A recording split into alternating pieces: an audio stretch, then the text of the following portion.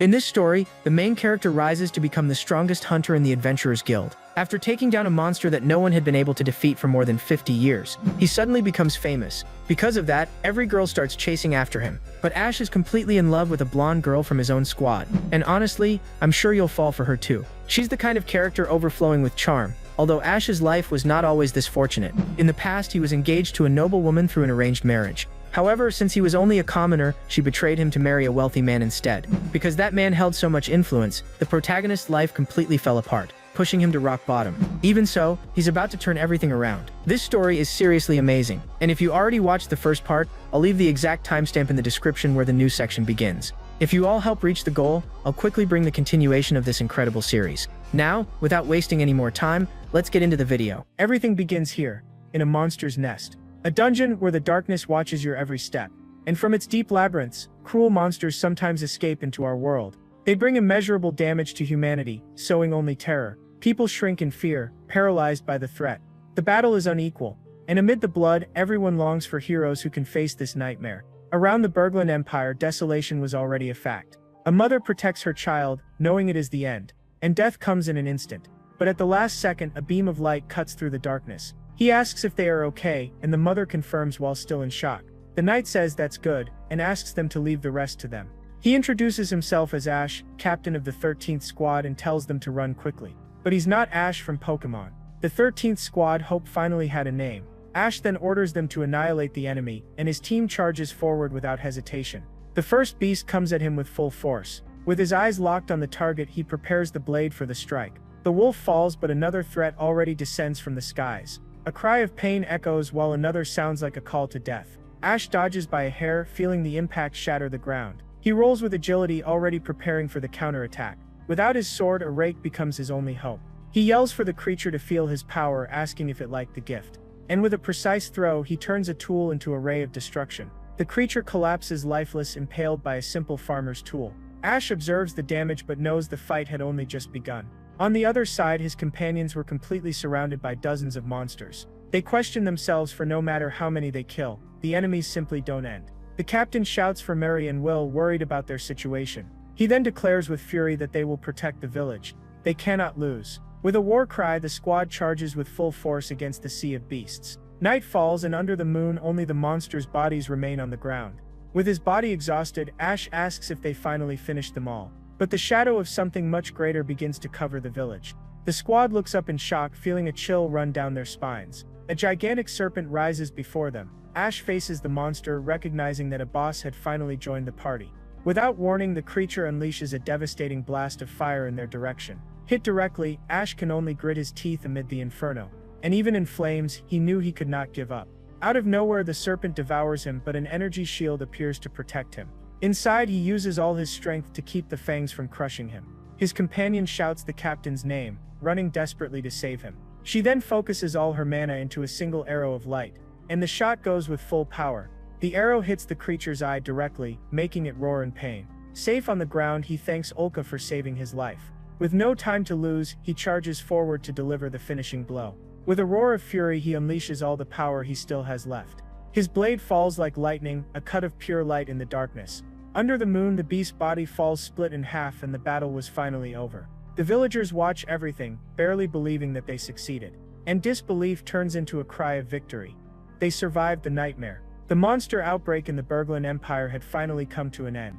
And thus the threat was suppressed thanks to the efforts of the 13th Squad. In particular, the deeds of Captain Ash were simply otherworldly. He alone, with his own hands, defeated more than 200 monsters. The celebration was proof that the hell had ended. And for his overwhelming strength, he earned the nickname Ash, the Exterminator. The news of his feat echoed throughout the kingdom. Before the king, in recognition of his bravery, Captain Ash is named. He is officially awarded the title of a quasi-noble. His friends comment that this was an incredible and unprecedented promotion. Now he was a noble, but Ash says he still had one more piece of news. He then reveals to everyone's surprise that he is also getting engaged. Olka despairs and begs him to refuse, but Ash says it's impossible. He explains that the bride is Lady Seyfel, and as a quasi-noble he cannot decline. Ash knows that many things happened at once, and everything seems confusing. But deep down, he feels that every part of it is something good. Ash believed that everything was going perfectly in his life. He was sure he would live a life of glory, or at least that's what he thought. 3 years later, he simply cannot believe what he just heard, and she says coldly that she will repeat it only one more time.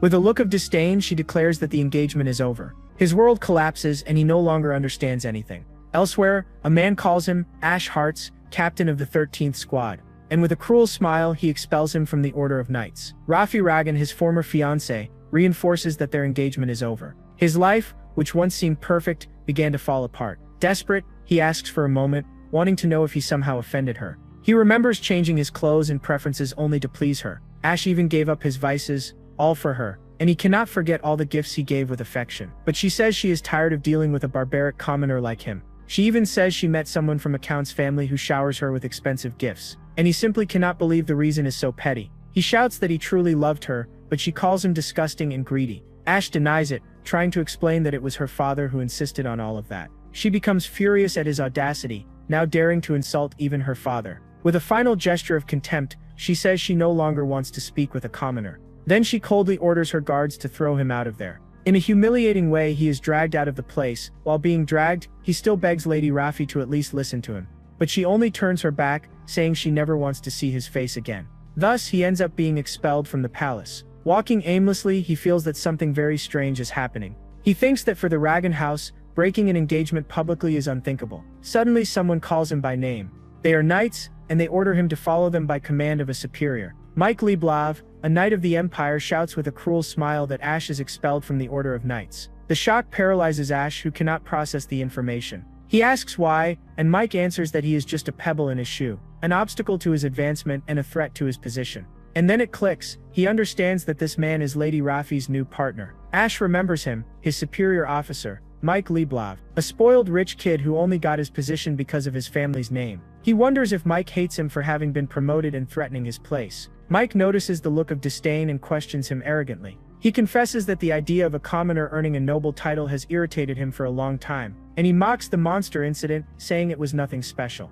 The memory of the battle, the blood, and his friend's sacrifice comes rushing back. Blinded by rage, he grabs Mike by the collar without thinking twice. Hatred takes over his body and he wants to destroy that cynical smile. But Mike warns that with his family's power, Ash's friends would not remain in the squad either. And the threat against his friends leaves him completely powerless. With hatred in his heart, he forces himself to back down, swallowing the humiliation. Mike then asks mockingly if he finally understands the difference between them. He says he will teach him what truly matters to a knight, someone who only knows how to kill monsters. He throws the medal on the ground and steps on it, saying that this is politics, something a commoner could never understand.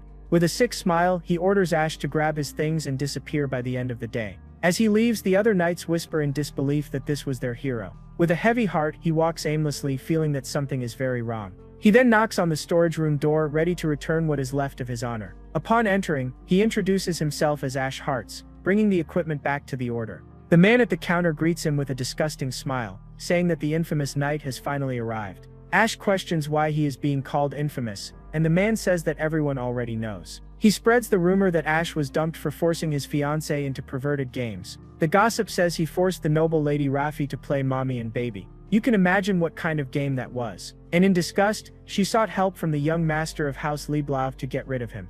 And the story ends with the noble Lord Mike expelling him for his vile behavior. On top of being dumped, he was slandered. The fury and humiliation leave him completely speechless. He shouts that this must be a sick joke. Overflowing with hatred, he takes out all his anger on the wall, cursing that Mike. Ash simply cannot believe he spread such a low and baseless rumor. He fought so hard to get there, and in the blink of an eye, lost everything he had achieved. But suddenly a familiar voice calls him Senpai. Olka runs to him, desperately asking if it is true that he will leave the Knights. Olka Eldazane, the only noble in the heart of the 13th Squad. With a heavy heart, he corrects her, saying that in fact he was dismissed. She refuses to believe it and says she still wanted to receive his teachings. Her affection is a small relief amid all the chaos in his mind. He remembers how she grew up, the squad's mascot who became a great warrior. Her shout brings him back to the harsh and cruel reality. With a mischievous smile, she says that if he wanted to play baby, he just had to ask her. If I were him, I'd accept. Ash yells that the rumor is false, but Olka says that if it's a lie, there's no reason to leave. She asks what will become of the Janus squad without him, their leader, and the question hits him right in the heart, leaving him speechless. 3 years ago, the village was still rebuilding from destruction. One of the members complains that only Ash was decorated, while they got nothing. Will explains that the Empire doesn't take dungeons seriously. To them, it was just a monster extermination. Even so, Ash intervenes with a determined look. He says that the fact they protected the village and earned the people's gratitude is what truly matters, and that they should be proud of that, even if the nobles don't understand. To remember that battle, he suggests giving the squad a name. Ash then asks Will, the smartest of the group, to come up with an idea. Will suggests the name Janus, an ancient god with two faces, and everyone agrees that the name is perfect, since they fight both monsters and the ignorance of nobles. And that day, under the sun of reconstruction, they became the Janus squad. Ash tells Ulka that even far away he will always consider himself a member of the squad, and that no matter where he is, his heart will always be with them. She then asks what he will do now that he has nothing left. Ash says he's sick of nobles and might go to a foreign country. Ulka clings to him, saying she will go too, but he stops her with a firm no. He reminds her that she's of noble birth, and her duty is to stay and protect the squad. With a broken heart, she finally understands and agrees with his decision. The girl then asks him to send a letter as soon as he settles somewhere. He waves goodbye, but Ulka insists that he absolutely must not forget. She watches him leave, feeling the weight of that farewell. With a determined look, she promises herself that she will become stronger. He then renounces his title of quasi-noble and abandons the Heart's family name. From that day on, he returns to being just Ash, free from the shackles of the past. And instead of sadness, he feels a weight being lifted from his shoulders. Holding a travel guide in his hands, he plans an adventure. And with a smile on his face, he decides it's time to set out on a new journey. The magic train whistles, announcing its departure. Ash sits in one of the luxurious carriages with a bag at his side. A man wearing an elegant hat approaches, asking for a moment. Ash is surprised to recognize him, but the man recognizes him first. He asks if Ash dropped something, and Ash confirms that he did. The man then asks if it's Ash's first time visiting that kingdom. Curious, Ash asks how he knew, and the man explains. He observed Ash looking at the scenery with such curiosity that he deduced he wasn't from there. The man also reveals that only the rich in the Empire can ride magic trains. Ash settles back into his seat, reflecting on his journey. He realizes he's been traveling for 2 days since leaving the Bergland Empire, and that this is his first time on a magic train, a truly amazing experience. The speed is incomparable to any horse-drawn carriage. The man then introduces himself as a traveler who is also just passing through, and he invites Ash to share the trip, since they both seem to be heading to the same destination. The man laughs and says that in the Rosebell Kingdom, this is just normal transportation, leaving Ash astonished. He explains that the kingdom is a very advanced nation when it comes to magical tools. The Rosebell Kingdom, a place that has always been threatened by dungeons and cruel monsters, and the only thing capable of fighting them was magic, producing fire and water with one's own hands, and even the miraculous art of healing wounded bodies. As a byproduct of magical research, new tools were developed. Thanks to them, the people's lives changed and became prosperous. Through research and development, the Rosebell Kingdom grew immensely, and today it is known worldwide as the Magic Nation. Ash thinks the Empire is backward for neglecting the dungeons. The train then announces their arrival at the kingdom's second dungeon city. A notice asks passengers not to forget their luggage. Upon disembarking, Ash addresses the man respectfully, calling him sir. A luxurious carriage waits outside the station. Ash thanks him for everything he taught, but the man says not to worry about it. The man then bids farewell, welcoming him to the Rosebell Kingdom. With a smile on his face, Ash confirms that he will enjoy every second. He finally steps into the second dungeon city, the legendary Rosebell Kingdom. The bustling streets and equipment shops leave him utterly amazed. Life pulses in every corner of that open-air market. Carrying his bag, he walks, feeling the energy of the place. But suddenly, a desperate girl runs past him like lightning. Right behind her, a group of thugs shouts, asking how far the young lady thinks she can run. The poor girl runs into a dead-end alley. The gang leader laughs, saying that now she has nowhere to run and that they're going to have some fun. The girl pleads no, terror freezing her voice. The man says that if she behaves, but his words are interrupted by a hand on his shoulder. With a cold look, Ash asks if the guy doesn't think he's had a little too much to drink. The man asks who the hell he is to interfere, but Ash says that's enough, since anyone can see the girl is uncomfortable. The brute gets angry and tells him to shut up, throwing a punch at him. But Ash dodges the blow with an unnerving calm, and in the next instant, he lands a counterattack that sends the man flying. The attacker hits the ground without even understanding what happened. The other thugs freeze for a second, seeing their friend on the floor. With hatred in their eyes, they call him a bastard and decide to attack together. The two charge at the same time, ready to finish him off. Ash realizes they're not just drunkards, their movements show real combat training. But for a former captain, one precise kick is enough to neutralize the threat. The man is sent flying by the impact, screaming in pain before passing out. And with a clean strike to the chin, the last thug also collapses to the ground. In seconds, the alley falls silent with the three of them unconscious. Ash simply adjusts his fists, feeling his body still hot from the fight. But the first one to fall gets up again, now holding a knife. With hatred in his eyes, he swears he won't forgive Ash for what he did. Ash stares at him coldly, questioning if he's really going to draw a blade in the middle of the street. The man doesn't care and charges forward, shouting that he'll kill him right there, but suddenly a voice shouts that that's enough. A knight appears, saying he can no longer ignore the commotion. The knight says that no amateur could defeat a knight, much less one of the Empire's best, Ash Hearts. Ash is surprised by the reunion, but the knight greets him by name, Bale. Bale Barone from the Kingdom's Knights arrests the aggressors while Ash recalls the past. He remembers fighting Bale several times in an exchange tournament. The record of victories and defeats between them was always tied, and that made them great rivals, with mutual respect growing with each battle. At the tavern, they toast to the unexpected reunion. Bale says he rushed there because of the disturbance and didn't expect to find an old friend. With a sip of beer, he asks what Ash is doing in the kingdom. Ash hesitates for a moment, unsure where to begin explaining. He tells the whole story and Bale laments what happened to his friend and rival. Ash vents, saying the whole situation makes him furious. Bale agrees and suggests that he start a new life there in the Rosebell Kingdom. He then proposes that Ash become a dungeon hunter. Ash is confused, not understanding what a dungeon hunter is. Bale explains that it's a job where one hunts monsters and collects magic stones, and that someone as strong as Ash could easily make enough money to live comfortably. Bale also says he'd be glad if such a capable ex-knight became a hunter. But the conversation is interrupted by a knight who arrives shouting for Sir Bale. He reports that a monster outbreak has occurred in the dungeon, a life or death emergency. Ash asks, alarmed, "What do you mean, a monster outbreak?" Bale says they've already requested help from the association, but he doesn't know how many hunters will show up. With a serious look, he calls out to Ash, and with a confident smile he invites him to fight alongside them once more. An outbreak, the moment when monsters go berserk and leave the dungeon to destroy everything. Ash remembers the destruction, the pain, and the lives lost. He knows he has to act. With his decision made, he looks at Bale and says he understands, he'll fight. He's happy to battle beside his friend again and says he won't be a burden. They arrive at the Hunters Association, a place full of warriors of all kinds. One of the hunters anxiously asks for news from the knights. The knight announces the arrival of Captain Bale and asks if they're going or not. The situation is chaotic, showing how serious the threat is. Bale asks a woman named May to explain the details of the situation. She reports that blue gorillas were spotted on the 10th floor, 300 of them. Bale concludes that it will definitely turn into a large-scale outbreak.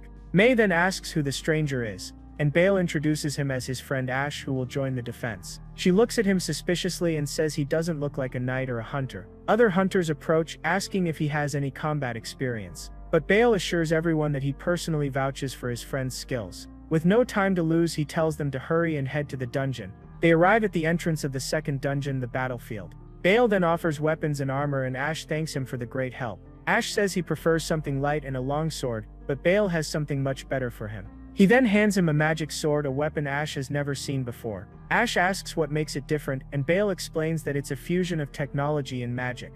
With special functions built in, he hands Ash a magic stone to test its power. Without knowing what to expect, Ash fits the small gem into the sword's guard. At that moment, a blue aura bursts from the blade, leaving Ash completely shocked. Bale explains that its power is tremendous, multiplying cutting strength many times over. Ash understands that a magical weapon completely changes the way one fights. Now that everyone is ready, they declare it is time to enter the darkness. On the first floor, the rule is simple: the monsters are divided by level, and on the second floor, they already feel the pressure, as the danger increases with every step. Bale explains that the strategy is to hold the monsters at a barricade on the next floor. But the third floor surprises them. A colossal artificial structure where there should have been a cave. Bale says that dungeons are full of mysteries, but they'll have to explore that another time. For now, the focus is on killing monsters, and the sealed staircase is the perfect place to take position. But suddenly, the barricade begins to be crushed by brute force from the other side. Bale shouts that they've arrived, and the anti-monster gate won't last much longer. So he calls Ash to battle, and the two charge forward together toward the imminent slaughter. With a loud crash, the barrier explodes into 1,000 pieces. A horde of blue gorillas invades the hall, their eyes glowing red with pure fury. Bale yells that their weak point is the head, and Ash understands immediately. The first creature charges with a savage roar, ready to crush him. But with terrifying calm, Ash realizes they're not that fast, and with a single strike of his magic sword, he cuts the monster in half effortlessly.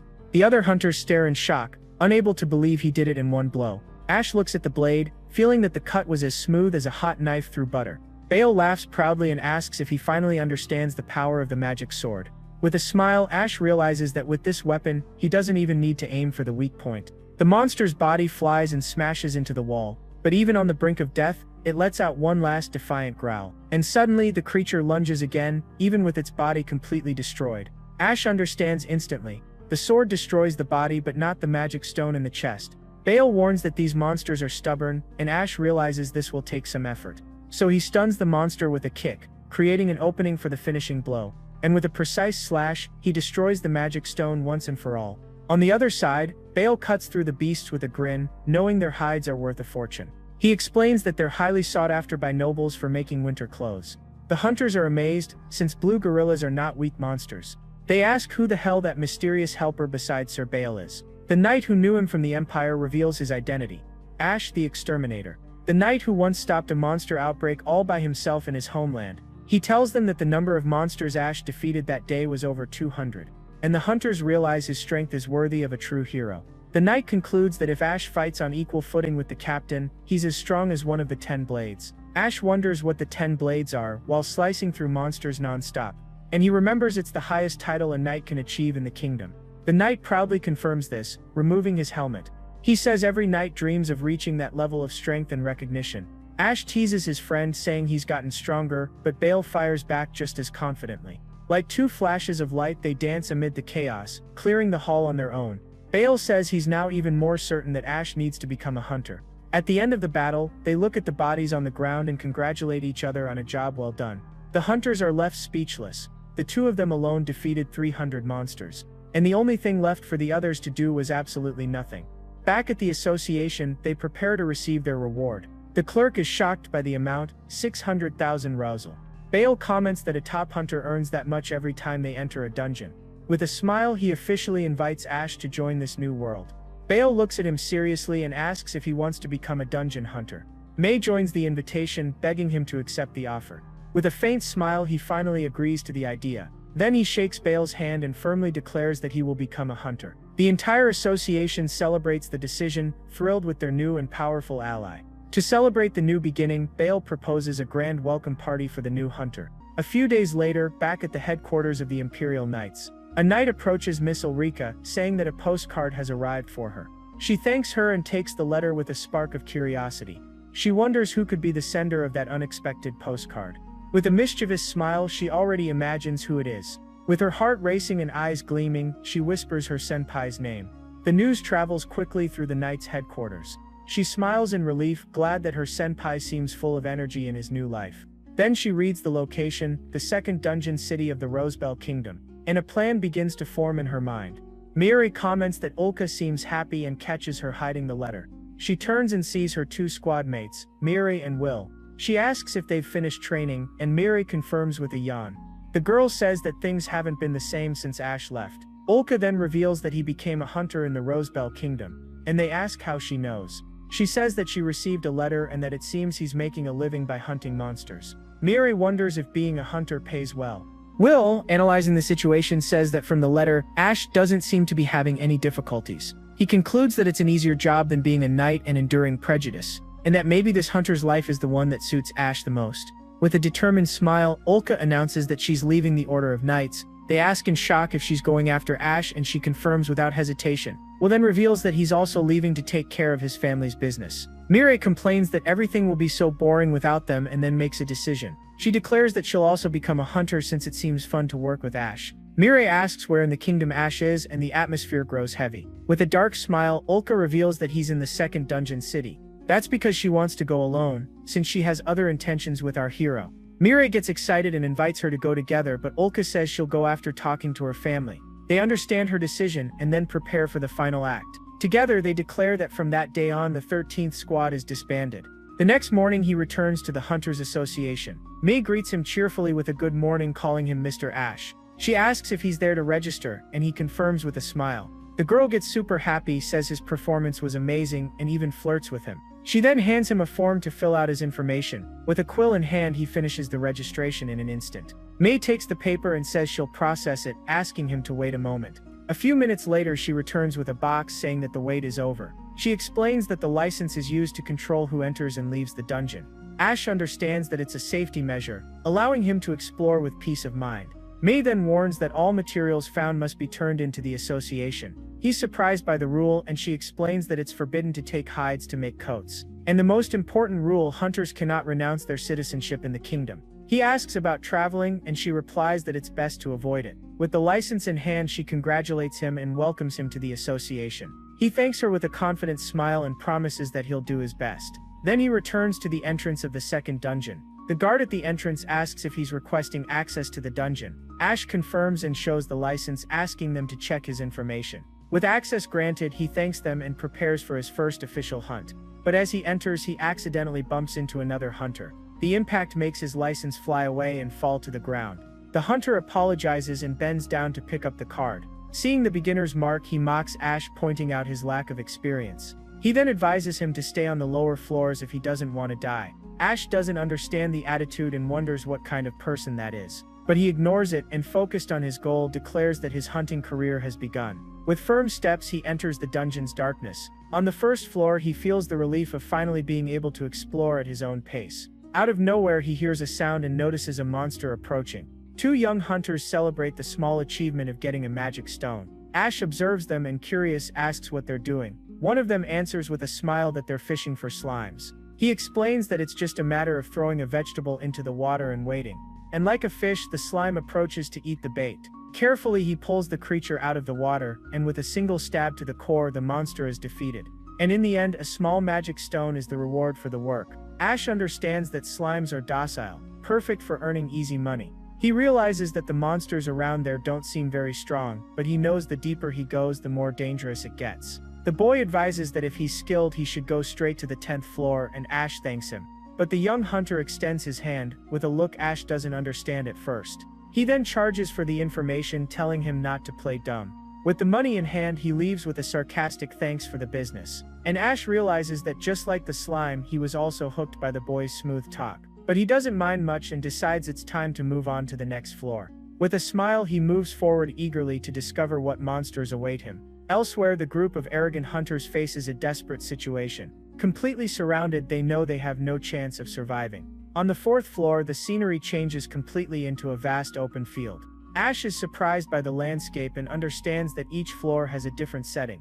Even though he's underground, he sees a blue sky and a shining sun. A noise in the tall grass catches his attention, and he spots a creature. A small rabbit with a horn appears, a cute creature in the middle of danger. But the animal charges at an absurd speed and attacks without warning, though he manages to dodge. Ash immediately understands that cuteness means nothing, so he defeats the monster quickly. With the first hunt completed, he prepares to continue his journey. He then takes out a book to discover the name of the creature he just defeated. Horned rabbit, a very literal name for the monster's appearance. Ash reads that the materials to be collected are the horn and the magic stone. Carefully, he stores the magic stone and the horn in his bag, and he realizes that the magic bag he bought is truly amazing. But the buying price for the materials is so low that he feels discouraged. He concludes that it's not worth fighting them and decides to go to the lower floors.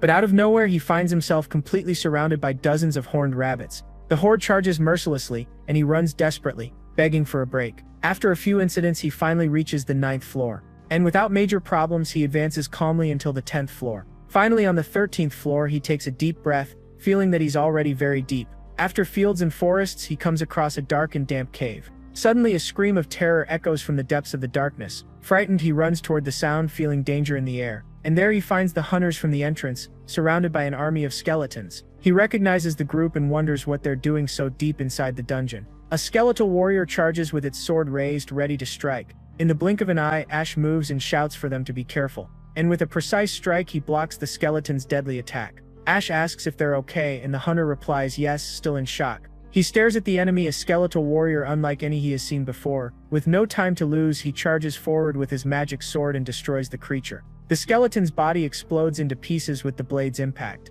But even shattered, its red eyes continue glowing, it's still alive. Ash wonders if the weak point is the head and attacks with all his strength. With the enemy finally defeated, he breathes in relief. But suddenly the skeleton's body begins to rebuild itself. He wonders if that thing is immortal since it should already be dead. The huntress then shouts that he needs to remove the magic stone from its chest. He understands instantly that's the monster's true weak point. The skeleton charges again, ready to attack with all its fury. With the magic sword, Ash dodges and counterattacks with a horizontal slash. He crouches with agility, preparing for the final attack. With his free hand, he lunges forward to tear out the magic stone from the monster's chest. And with a precise pull, he rips out the skeleton's power core. He shouts and asks if the monster liked the surprise. The skeleton then falls to the ground, finally defeated with no chance to regenerate. Ash finally understands how to defeat those creatures. With a confident smile, he knows the fight just got much easier. He then charges into the middle of the skeleton army without any fear, and with his magic sword he destroys the cores one by one with precision.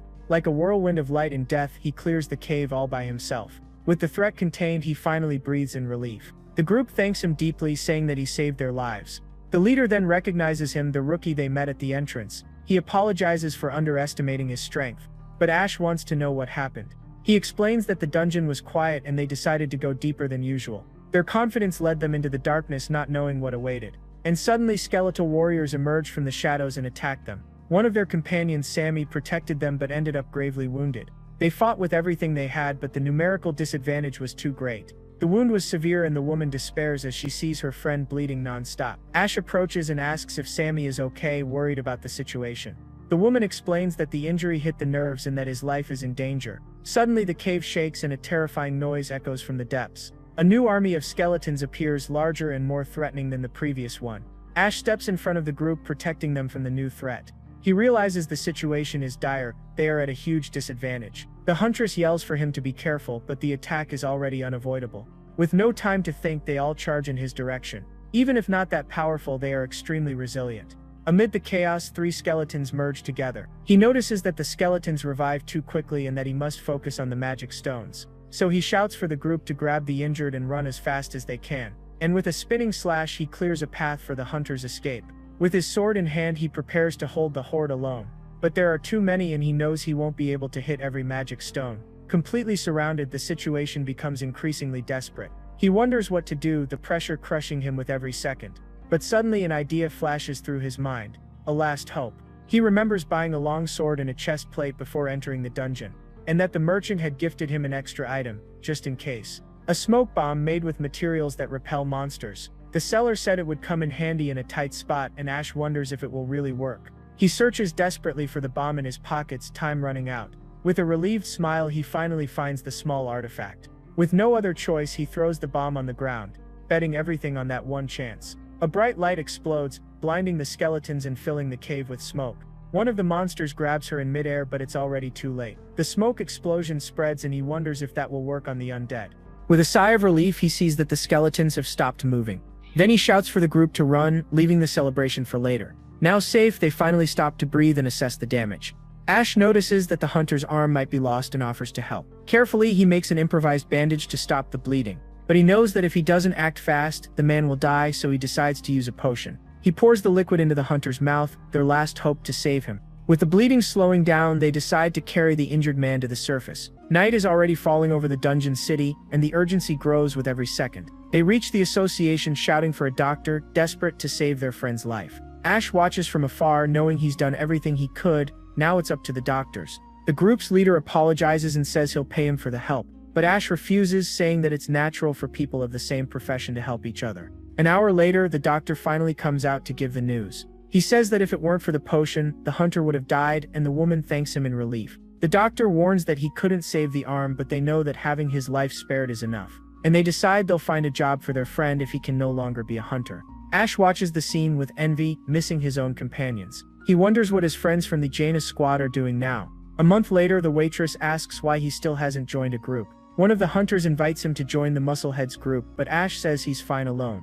Another hunter comments that even the famous Golden Knight invited him to join. Ash finds the leader of Golden Knight annoying but admits the guy is skilled. One of the hunters mentions that a named monster is prowling the 14th floor. Ash asks what a named monster is and he explains that it's a rare kind. The headless knight Dullahan appeared and caused total chaos. They warn Ash to be careful and he understands that would be too much for him alone. Suddenly the sound of heels catches the tavern's attention. One of the patrons points and tells his friend to look at that stunning woman. Her beauty draws everyone's eyes, leaving a trail of admiration through the bar. The Musclehead hunters try again to convince him to join their group. But suddenly 2 hands cover his eyes and he feels a chill run down his spine. That voice, he would recognize it anywhere even after so long. And when he turns around, he sees her, the beautiful Ulka, in a dazzling white dress. With a radiant smile, she says that she finally found him, her dear senpai. Later, he questions her in surprise, wanting to know what she's doing there in Rosebell. She replies that it's obvious, she came to follow him. He asks about the knights and she says she quit because without him it made no sense. He's shocked, remembering that she's from a baron's family. With a smile, she reveals that she cut ties with her family, which makes him choke. She says that her father told her she'd have to defeat him to leave. And with a proud smile, she says she beat him until he couldn't take it anymore. She then says that she also became a hunter so she could stay by his side forever. What that blonde girl won't do for love, huh? The confession catches him off guard and he's completely speechless. With a smile, she says that she can be both a hunter and his wife at the same time. With his heart in his hands, he asks if she has feelings for him. He thinks that if she says yes, he'll surely end up falling for her too. But the memory of betrayal haunts him and the fear of being deceived again paralyzes him. He then covers it up, saying it's nothing and trying to change the subject. Ulka calls him softly, noticing the pain in his eyes. She holds his hand gently, feeling how much he's hurting. Angrily, she says that the ugly tramp left a scar on his heart. She then comforts him and promises she'll never leave his side. With eyes full of determination, she swears on her own life. And she says that from now on he doesn't have to be anyone's toy anymore. After sitting on his lap, she suggests they leave things as they are until they can understand their feelings. Ash is shocked by her attitude and wonders if she's always been like this. Embarrassed, Ash says it's better to go back to the inn and she eagerly agrees. On the way, he asks if Ulka has already found a place to stay. He then points toward his inn and the two walk together. They stroll under the stars, the night covering the city with a veil of silence. But as he climbs the stairs, he realizes she's following him. And when he stops at his door, he sees her standing right behind him, waiting. He then opens the door, still not understanding what's going on. It hits him and he panics as he realizes her intentions. He wonders why she's there, and with all her luggage no less. She explains that she asked at the association and came straight there to show she's serious. She approaches, saying that from now on they will always be together. And in a passionate whisper she calls him senpai, stealing all the air from his lungs. It leaves him completely speechless, his heart beating uncontrollably. The scene shifts to the next morning and we're already curious to know what happened. Ash wakes up and sees her sleeping beside him, realizing he managed to restrain himself. I hate it when the meat falls on the vegan's plate. With a sleepy smile, she greets him and says good morning in a soft, teasing tone. She teases him, saying that he held himself back well during the night. With a seductive look, she says that she's in no hurry and will wait for his time. He blushes with embarrassment, but she swears that one day she'll make him take the initiative. Then she hurries him, saying they both need to go to the association to get her license. Ash sighs, feeling that at this rate he'll end up with a serious case of insomnia. Back at the association tower, a hunter's routine begins. He asks if they should finally get her license, and Ulka agrees excitedly. Upon arrival, they find May, who greets them with a warm good morning. Ulka returns the greeting with a provocative smile, leaving May shocked. The girl grits her teeth in anger at seeing her new rival show up so early. With a cynical smile, May asks them to wait a moment. Ash senses the tension in the air and asks Ulka what happened. She explains that May seemed interested in him, so she gave her a little warning. Furious, May throws the license onto the counter, and Ulka thanks her mockingly. The clerk glares at her with fury and swears she won't lose to her. Ulka responds in kind, saying she can do whatever she wants. And the sparks flying between the two leave Ash completely embarrassed. He then tries to break the tension and calls Ulka to finally head to the dungeon. Ash explains that with her skills they can go to the deeper floors. On the 10th floor, the real hunt finally begins for real. Ash spots a group of blue gorillas and asks Ulka to handle them alone. The creatures notice their presence and prepare to attack. With fury in their eyes, the horde charges forward at terrifying speed. But Ulka remains calm, and with her bow in hand she takes precise aim. And with a shot of pure energy she hits the first monster dead on. Ash watches from afar, impressed by her strength and skill. With incredible agility she grabs 3 more arrows at once. And with her aim locked on the targets she prepares for the next attack. The rain of light arrows cuts through the air, mercilessly destroying the monsters. Ash praises her quick shots and precision, noticing how much she's improved. But the remaining monsters leap into a surprise aerial attack. He then shouts for her to switch to close combat. With a dagger in hand she charges forward with wild fury in her eyes. And with a somersault she slices off the monster's head in a single strike. And to finish she uses the creature's own strength to slam it against the ground.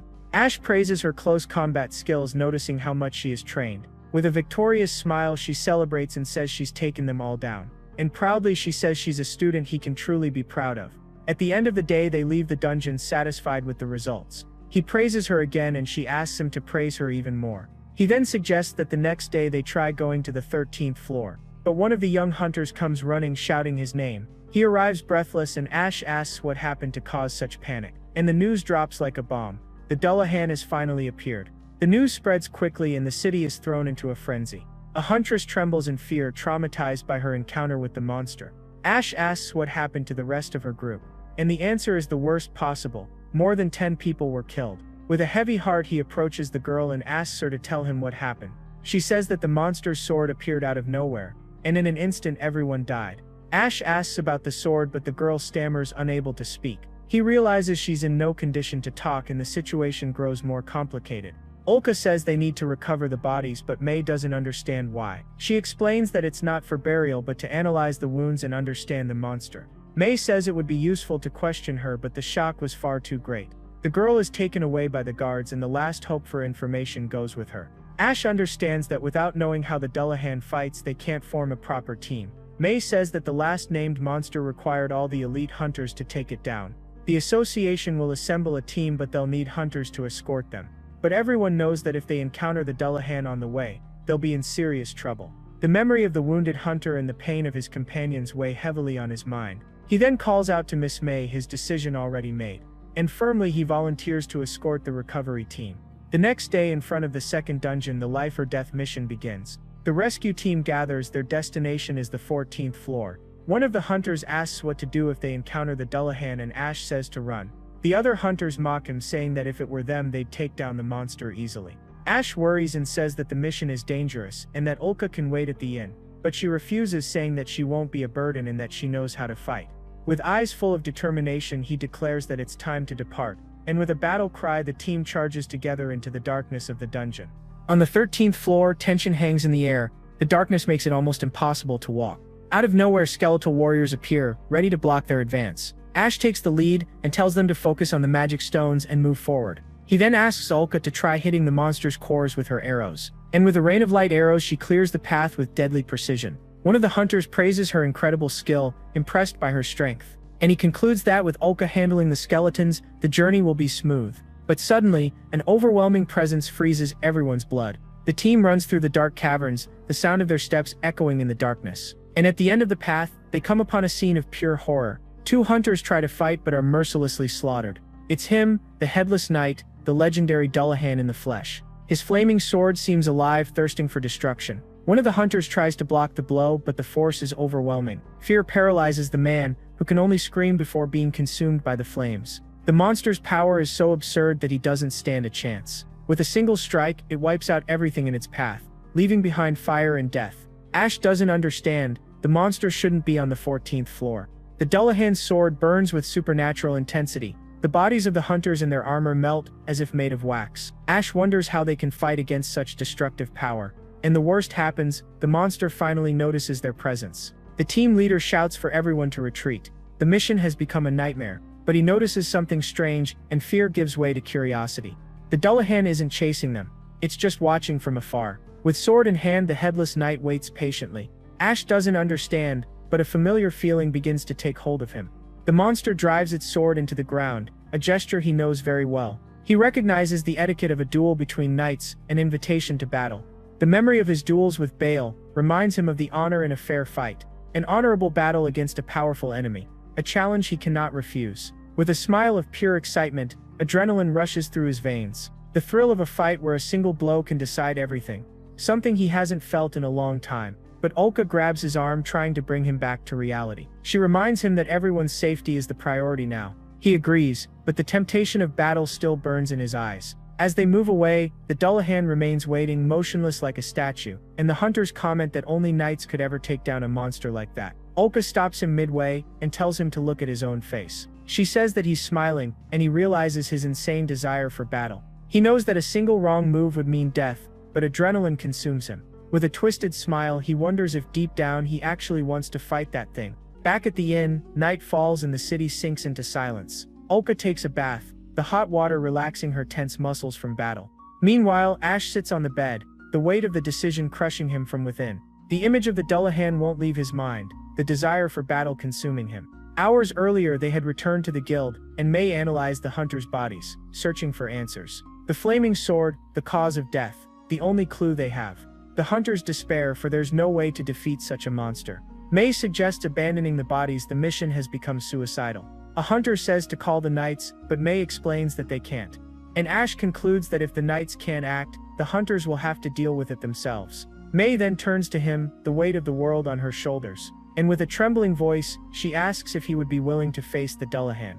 The invitation catches him off guard, but the thrill of battle returns with full force. Ulka notices his hesitation and grabs his arm with concern. He looks at her, inner conflict written all over his face. With a firm voice, he asks for some time to think, to clear his head. May agrees and says that the decision is his, but that time is running out. Back in the present, Ulka steps out of the bath, steam swirling around her like mist. She calls to him softly, noticing the anguish in his eyes. She approaches and says that she wants to talk to him about something important. With his heart in his hands, he asks what it is, already imagining what's coming. With all the courage he has, he confesses that he wants to fight the Dullahan. He explains that it's not out of duty or obligation, but of his own will. He then begins to tell Ulka to stay, but she interrupts him. With a hand over his mouth, she stops him from finishing the sentence. She questions him, saying that's her line, and asks why he always does that. She squeezes him, saying that it hurts her, that he thinks she wouldn't go with him. And she reminds him that during the outbreak in the Empire he said the same thing, that she could die and therefore didn't need to go with him. But with a determined smile, she reminds him that even then, she followed him anyway. He tries to argue, but her determination is unshakable. She says that he's not going to die and that she won't lose to a fake knight. Alright girl, but stop hitting me. And with a gentle touch she reminds him that she promised never to leave his side. She then lays his head on her lap and says it's more fun to think about what they'll do after the victory. He suggests a fancy restaurant with the reward money, a peaceful moment. She likes the idea but has other plans in mind. With a mischievous smile she says she wants a reward just for herself. He gets flustered but she insists, wanting his promise. And with no way to refuse he agrees, sealing the pact between them. The next day they go to the forge, searching for a way to face the flaming sword. Ash asks if a thick shield would withstand it but knows it would be too heavy. He explains that the only chance is to use speed to attack and retreat. Ulka worries, saying their armor and swords will melt in the flames. The blacksmith then says that if they melt, they should just treat them as disposable. Ash understands the message and realizes that's the only way to fight. Then, the two return to the 13th floor, ready for all or nothing. And there he is, the Dullahan waiting in the same place as before. In the same spot, with an army of skeletons and the hunters' bodies at his feet. Ash notices that more corpses have been added to the macabre pile. With his backpack on, he prepares for what's to come. He tightly secures the bag to his waist, every movement calculated. With everything in place, he declares that he's ready for battle. And with a battle cry, he and Ulka charge forward into the fight. The two separate, Ash on the ground, Ulka in the air. With her bow in hand, she fires an arrow of pure energy. But the Dullahan blocks it effortlessly. The monster's strength is absurd. Ash leaps over the monster, looking for an opening to attack. With a spinning strike, he tries to hit the knight from behind. But he notices that the monster isn't activating its flames, which puts him on alert. The Dullahan grabs him by the neck and hurls him away with brutal force. And with a devastating blow, it shatters Ash's sword into pieces. The sheer impact makes him think defeat is inevitable. But Ulka shouts for him and fires an arrow to distract the monster. The shot hits squarely, giving Ash the time he needs. She asks if he's okay and he confirms, already standing up. He realizes the Dullahan is enjoying the duel and still hasn't used all its power. With a new sword in hand, he prepares to continue the duel. The Dullahan faces him, the blue flame in its neck burning intensely. The two blades clash, the sound of steel echoing through the cavern. They lock eyes, measuring each other's strength in a silent standoff. Ash charges forward, delivering a vertical strike with all his strength. The monster braces to defend. The force of the impact creates a shockwave, sending sparks flying everywhere. He realizes that, as he suspected, the Dullahan isn't using the flaming sword. The two dash in opposite directions, preparing for the next strike. Ulka positions herself to assist, but Ash stops her, telling her to wait. He understands this isn't an ordinary monster, there's something different about it. The way it fights, its movements, everything resembles a true knight. With an idea in mind, he decides to test his theory. He introduces himself as Ash, a former Imperial Knight. And to his surprise, the Dullahan understands and responds to the gesture. With a precise movement, it performs the salute of the Knights of the Rosebell Kingdom. Ash understands everything. The monster responded with a knight's salute. And with a smile on his face, he confirms that the Dullahan is truly a knight. He then shouts for Ulka not to interfere, the honor of the battle is his alone. With blood boiling, he declares that he'll fight the knight as an equal. Ash faces the Dullahan and says it's a shame he can't ask for his name. But with eyes full of determination, he swears to honor the knight's strength. With a battle cry, he charges into the duel that will decide his fate. With a precise strike, he hits the monster's chest with his magic sword. The Dullahan's armor cracks from the impact, but it's not enough. Ash realizes the monster is tough and that he needs more strength. So he decides to attack without stopping, searching for an opening in the knight's defense. He unleashes a series of rapid strikes, testing the enemy's limits. and with each blow the Dullahan's armor breaks apart bit by bit. With a smile he realizes the monster isn't as invincible as it seemed. The Dullahan then touches its chest, feeling the crack in its armor. It drives its sword into the ground and an aura of fire explodes around it. The ground trembles and the entire cave is swallowed by flames. A wave of fire surges forward and the Dullahan prepares for the true massacre. Ulka screams in terror. The flaming sword is finally unleashed. Ash understands that the game is over and a smile of excitement appears on his face. For the Dullahan, the true battle begins now, without honor or mercy. Ash charges into the flames, but the intense heat strikes him head-on. He feels his skin burn, the pain reminding him that this isn't a fair duel.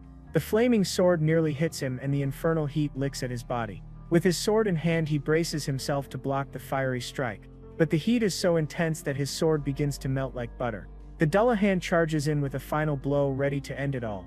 Ulka screams in despair, watching her beloved about to be consumed by fire. But with a confident smile, Ash reveals that he has a plan. With a swift motion he tosses the melting sword aside. The Dullahan stands confused, the crack in its chest still exposed, and Ash reveals his trump card, a countermeasure he had prepared. A magical storage device holding an arsenal of swords. He then challenges it, asking whether it will burn every sword or break the magic stone first. With a new blade in hand, the real battle finally begins. Our protagonist brought a bunch of spare swords. Now that's preparation, folks. With a smile on his face he says it's time to find out who's the strongest. He leaps in with 2 swords, charges in for a double strike. The Dullahan faces him, the blue flame burning with renewed fury, and with surprising agility it dodges and counterattacks with precision. The monster throws him to the ground, the knight's strength overwhelming him. The Dullahan readies the final blow, the flaming sword raised high. But Ash doesn't give up, and with both swords he manages to block the strike. The force of the impact drags him backward, the pressure nearly crushing him. He pulls away and with a swift motion readies himself for the next round. He throws away the melted sword, only 4 remain, and with a leap he drives the magic sword into the Dullahan's chest. He tosses the sword aside, now only 3 remain. With a quick movement he grabs another and charges with all his strength. The Dullahan strikes him with a fiery blow, sending him flying. Ash is shocked, the monster's power is far greater than he imagined. The explosion hits him full force, the pain consuming him entirely.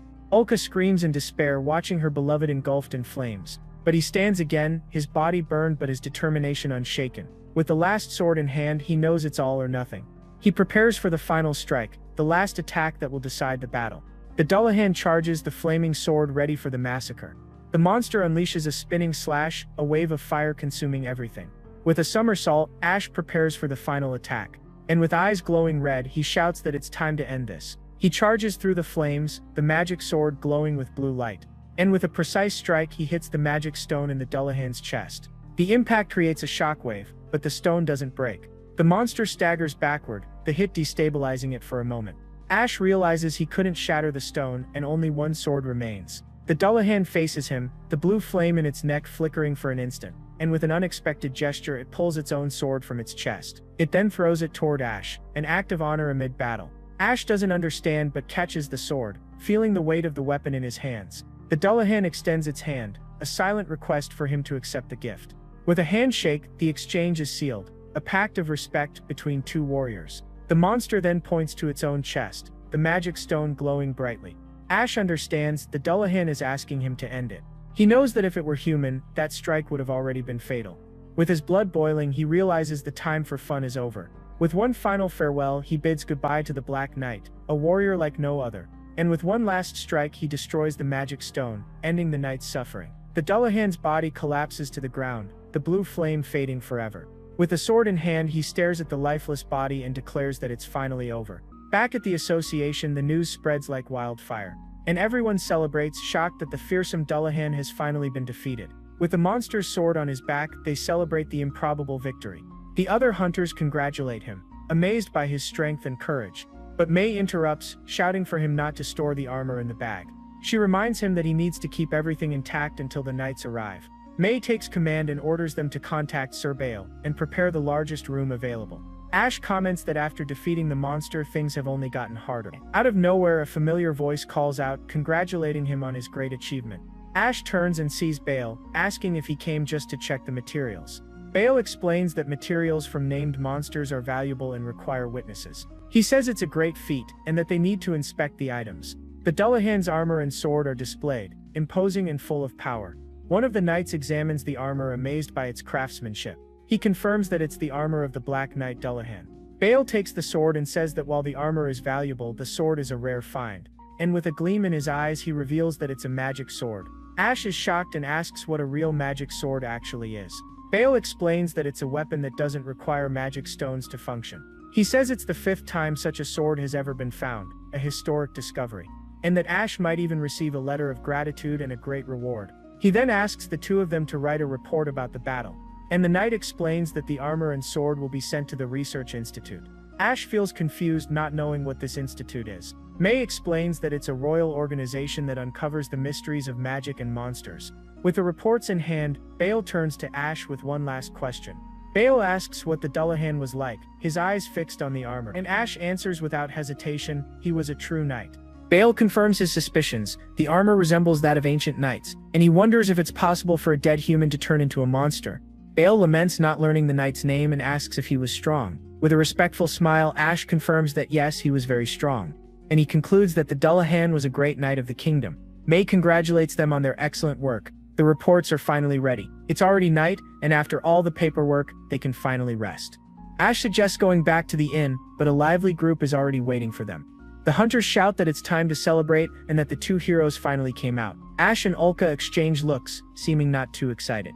The whole tavern celebrates, the victory over the Dullahan uniting everyone, and with mugs raised high they toast to courage and life. One of the hunters says that from now on, Ash will be known as the Dullahan Slayer. With a sip of beer, Ash thinks that's a much better nickname than Exterminator. The hunter then asks if they've already decided on a name for their group, and the question catches him off guard. The memory of his old comrades flooding back. The memory of the Jana Squadron and the pride he once felt for that name. With a smile, he says that the name was decided a long time ago. Ulka looks at him with a smile and confirms that this is their name. The other hunters are confused, the bewilderment clear on their faces. And with pride, Ash and Ulka declare that they are the Janus Squadron. Meanwhile, at another station, a new train approaches, and with an excited jump, Maria celebrates that she's finally reached her destination. She looks at the city, happy that the train ride wasn't so bad after all. With an eager smile, she gets ready to meet her friends. She dreams of becoming a hunter and making lots of money with her friends.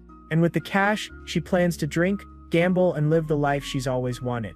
With a backpack on her shoulders, she finally arrives at the Hunters Association, and her beauty catches the attention of a group of ill-intentioned hunters. With disgusting grins, they surround her, ready to harass her. She then goes to the counter and says she's looking for someone, and she asks about a hunter named Ash who came from the Empire. The attendant says there's no one by that name, and Maria's shocked, and she realizes she's been tricked. Ulka sent her to the wrong city. With rage in her eyes, Maria shouts that that damn woman lied just to be alone with Ash, and she swears with fire in her eyes that she won't let her $1,000,000 plan die. She asks where else there's an association, and the attendant replies that there are 2 more. With her teeth clenched, she decides to try the nearest city first, but a tear rolls down her cheek as she realizes she doesn't have money for another trip. Desperate, she shows the little money she has and asks if it's enough for a ticket. The attendant says it isn't, and despair takes over her. Out of nowhere, a voice calls her and she turns to see who it is. It's the same men who harassed her earlier, offering to help. With a disgusting smile, one of them grabs her arm and says there's a price.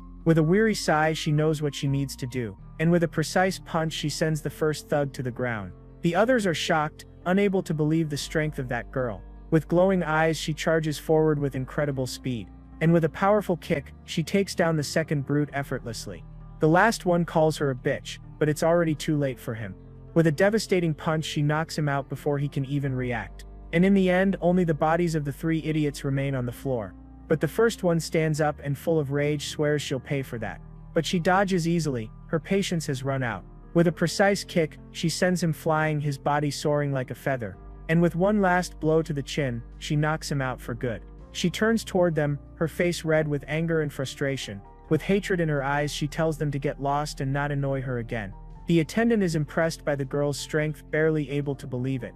With a smile, she suggests that if Maria needs money, she could become a hunter. And the idea shines in her mind, a new hope emerging amidst the chaos. With a determined smile, she swears that she'll make a lot of money and go after her friends. Meanwhile, 2 days after the battle, Ash and Ulka walk through the city. Out of nowhere, a familiar voice calls them, and they turn to see who it is. Bale appears and explains that he's escorting the Dullahan's armor and sword. With a discreet gesture, he calls the 2 closer, ready to reveal a secret. He tells them that an inscription was found on the Dullahan's armor, and the inscription revealed that he was a member of the kingdom's knights who never returned from a dungeon. Ash then asks if he too will turn into a monster if he dies in a dungeon.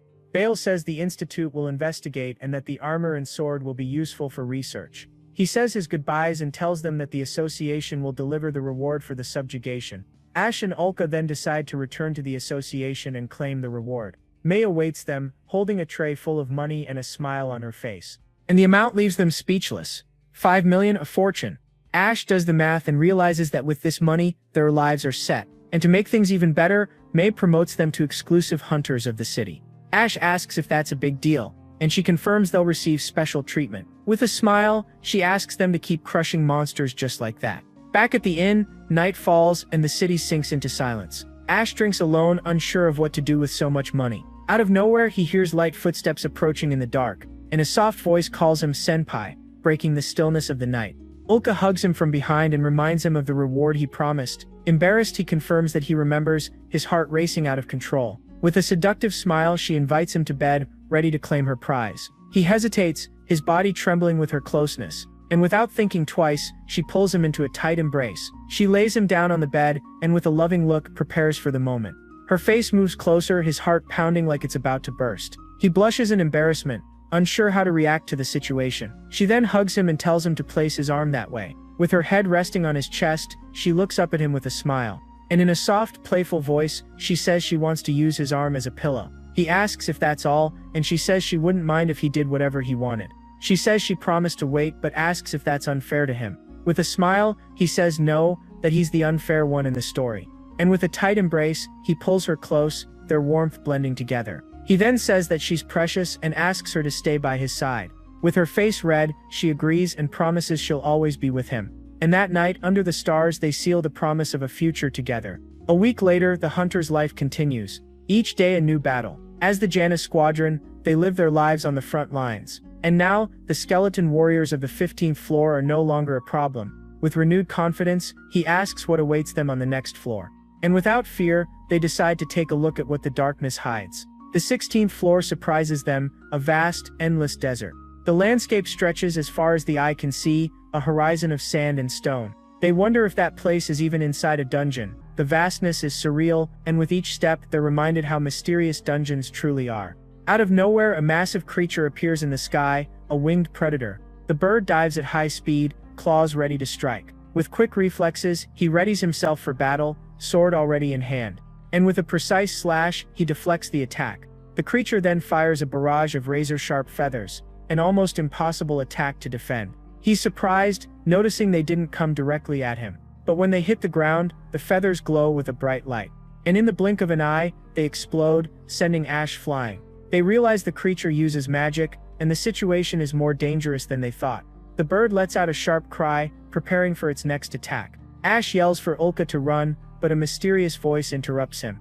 With a confident smile, a woman says this is their chance. And suddenly a group of hunters appears, ready for battle. The woman charges forward with incredible speed, her sword glowing with a purple aura. With a precise slash, she cuts through the monsters, clearing a path through the horde. And with a spinning attack, she wipes the area clean, displaying overwhelming power. Ash and Ulka are stunned, not understanding what's happening. The woman shouts for the group to keep advancing, and with amazing coordination, the hunters attack in perfect sync. The archer fires an energy arrow, opening the path for the assault. The white-haired warrior charges in with a spinning slash, her blade slicing the air. And the last hunter finishes the creature with a precise strike. Ash and Ulka are amazed, that group's strength is from another world. The woman then turns to him and says it's been a while. Ash recognizes her and thanks her for saving their lives once again. And suddenly the woman kisses him, leaving him completely speechless. Ulka is shocked, her eyes wide with jealousy and rage. With a smile, the woman says the pleasure is all hers and leaves him marked with her lipstick.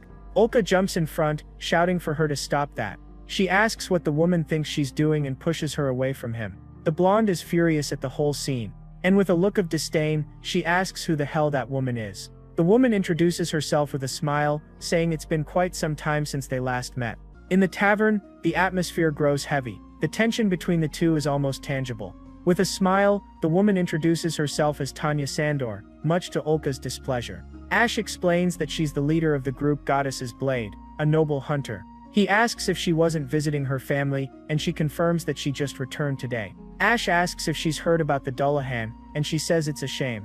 Ulka gets irritated, saying she doesn't even know how strong that monster was. Ash reveals that Tanya was one of the ones who defeated the named monster years ago. With a smile, she says she became a hunter to earn fame for herself. Ulka then asks how such a distinguished noble woman knows her senpai. Ash explains that she once invited him to join her group, but he declined. With a seductive look, she says she still hasn't given up on having him in her team. He knows that joining her would make hunting much easier, and the offer leaves him thoughtful. Amazing how this guy keeps rejecting every waifu. I'm starting to think he swings the other way. And with a seductive smile, Tanya offers her body as part of the deal. Ulka is shocked by the audacity and demands to know what the hell she just said. Tanya says he could earn money and have her at the same time, but Ash says that's not the point. Blushing, he stands up and says he needs to go to the bathroom. But Tanya follows him with a look that says their talk isn't over. She slams the table and Ulka stands up ready for whatever comes next. With fire in her eyes, she warns that if Tanya touches her senpai, she'll kill her. Tanya laughs and says she's the jealous type, which only makes Ulka angrier. She then approaches Ulka and says she doesn't want just Ash. And with a whisper, she reveals that she wants the girl too. Ulka freezes, completely shocked and speechless. Tanya says all the kittens in her group are satisfied with her technique. And the thought of what the other members of that group do only deepens Ulka's shock. I think you get what kind of activities go on in that group. With a disgusted look, she calls her a shameless demon. Tanya says she doesn't hesitate to use every weapon she has to get what she wants. Ulka trembles with rage but refuses to be intimidated by her provocation. And with the same intensity, she declares that she won't lose to her. Tanya snaps her fingers and an army of waitresses appears. With the entire tavern as their stage, the battle is about to begin. She then proposes a drinking contest to settle the score once and for all. Ash tries to stop the fight, but the two are already chugging their mugs. Mug after mug, the contest grows more intense. With flushed faces, they demand another round, their stubbornness taking control. Ash tries to stop Ulka, but she tells him to shut up and stay out of it. He then declares that's enough for today, but Tanya says he owes her one. With a smile, she says she'll wait for him, no matter how long it takes. But Ash cuts her off, saying she'll wait for nothing. His decision is final. Tanya laughs and with a challenging look, prepares to leave. With one last wave, she says goodbye and walks away with her group.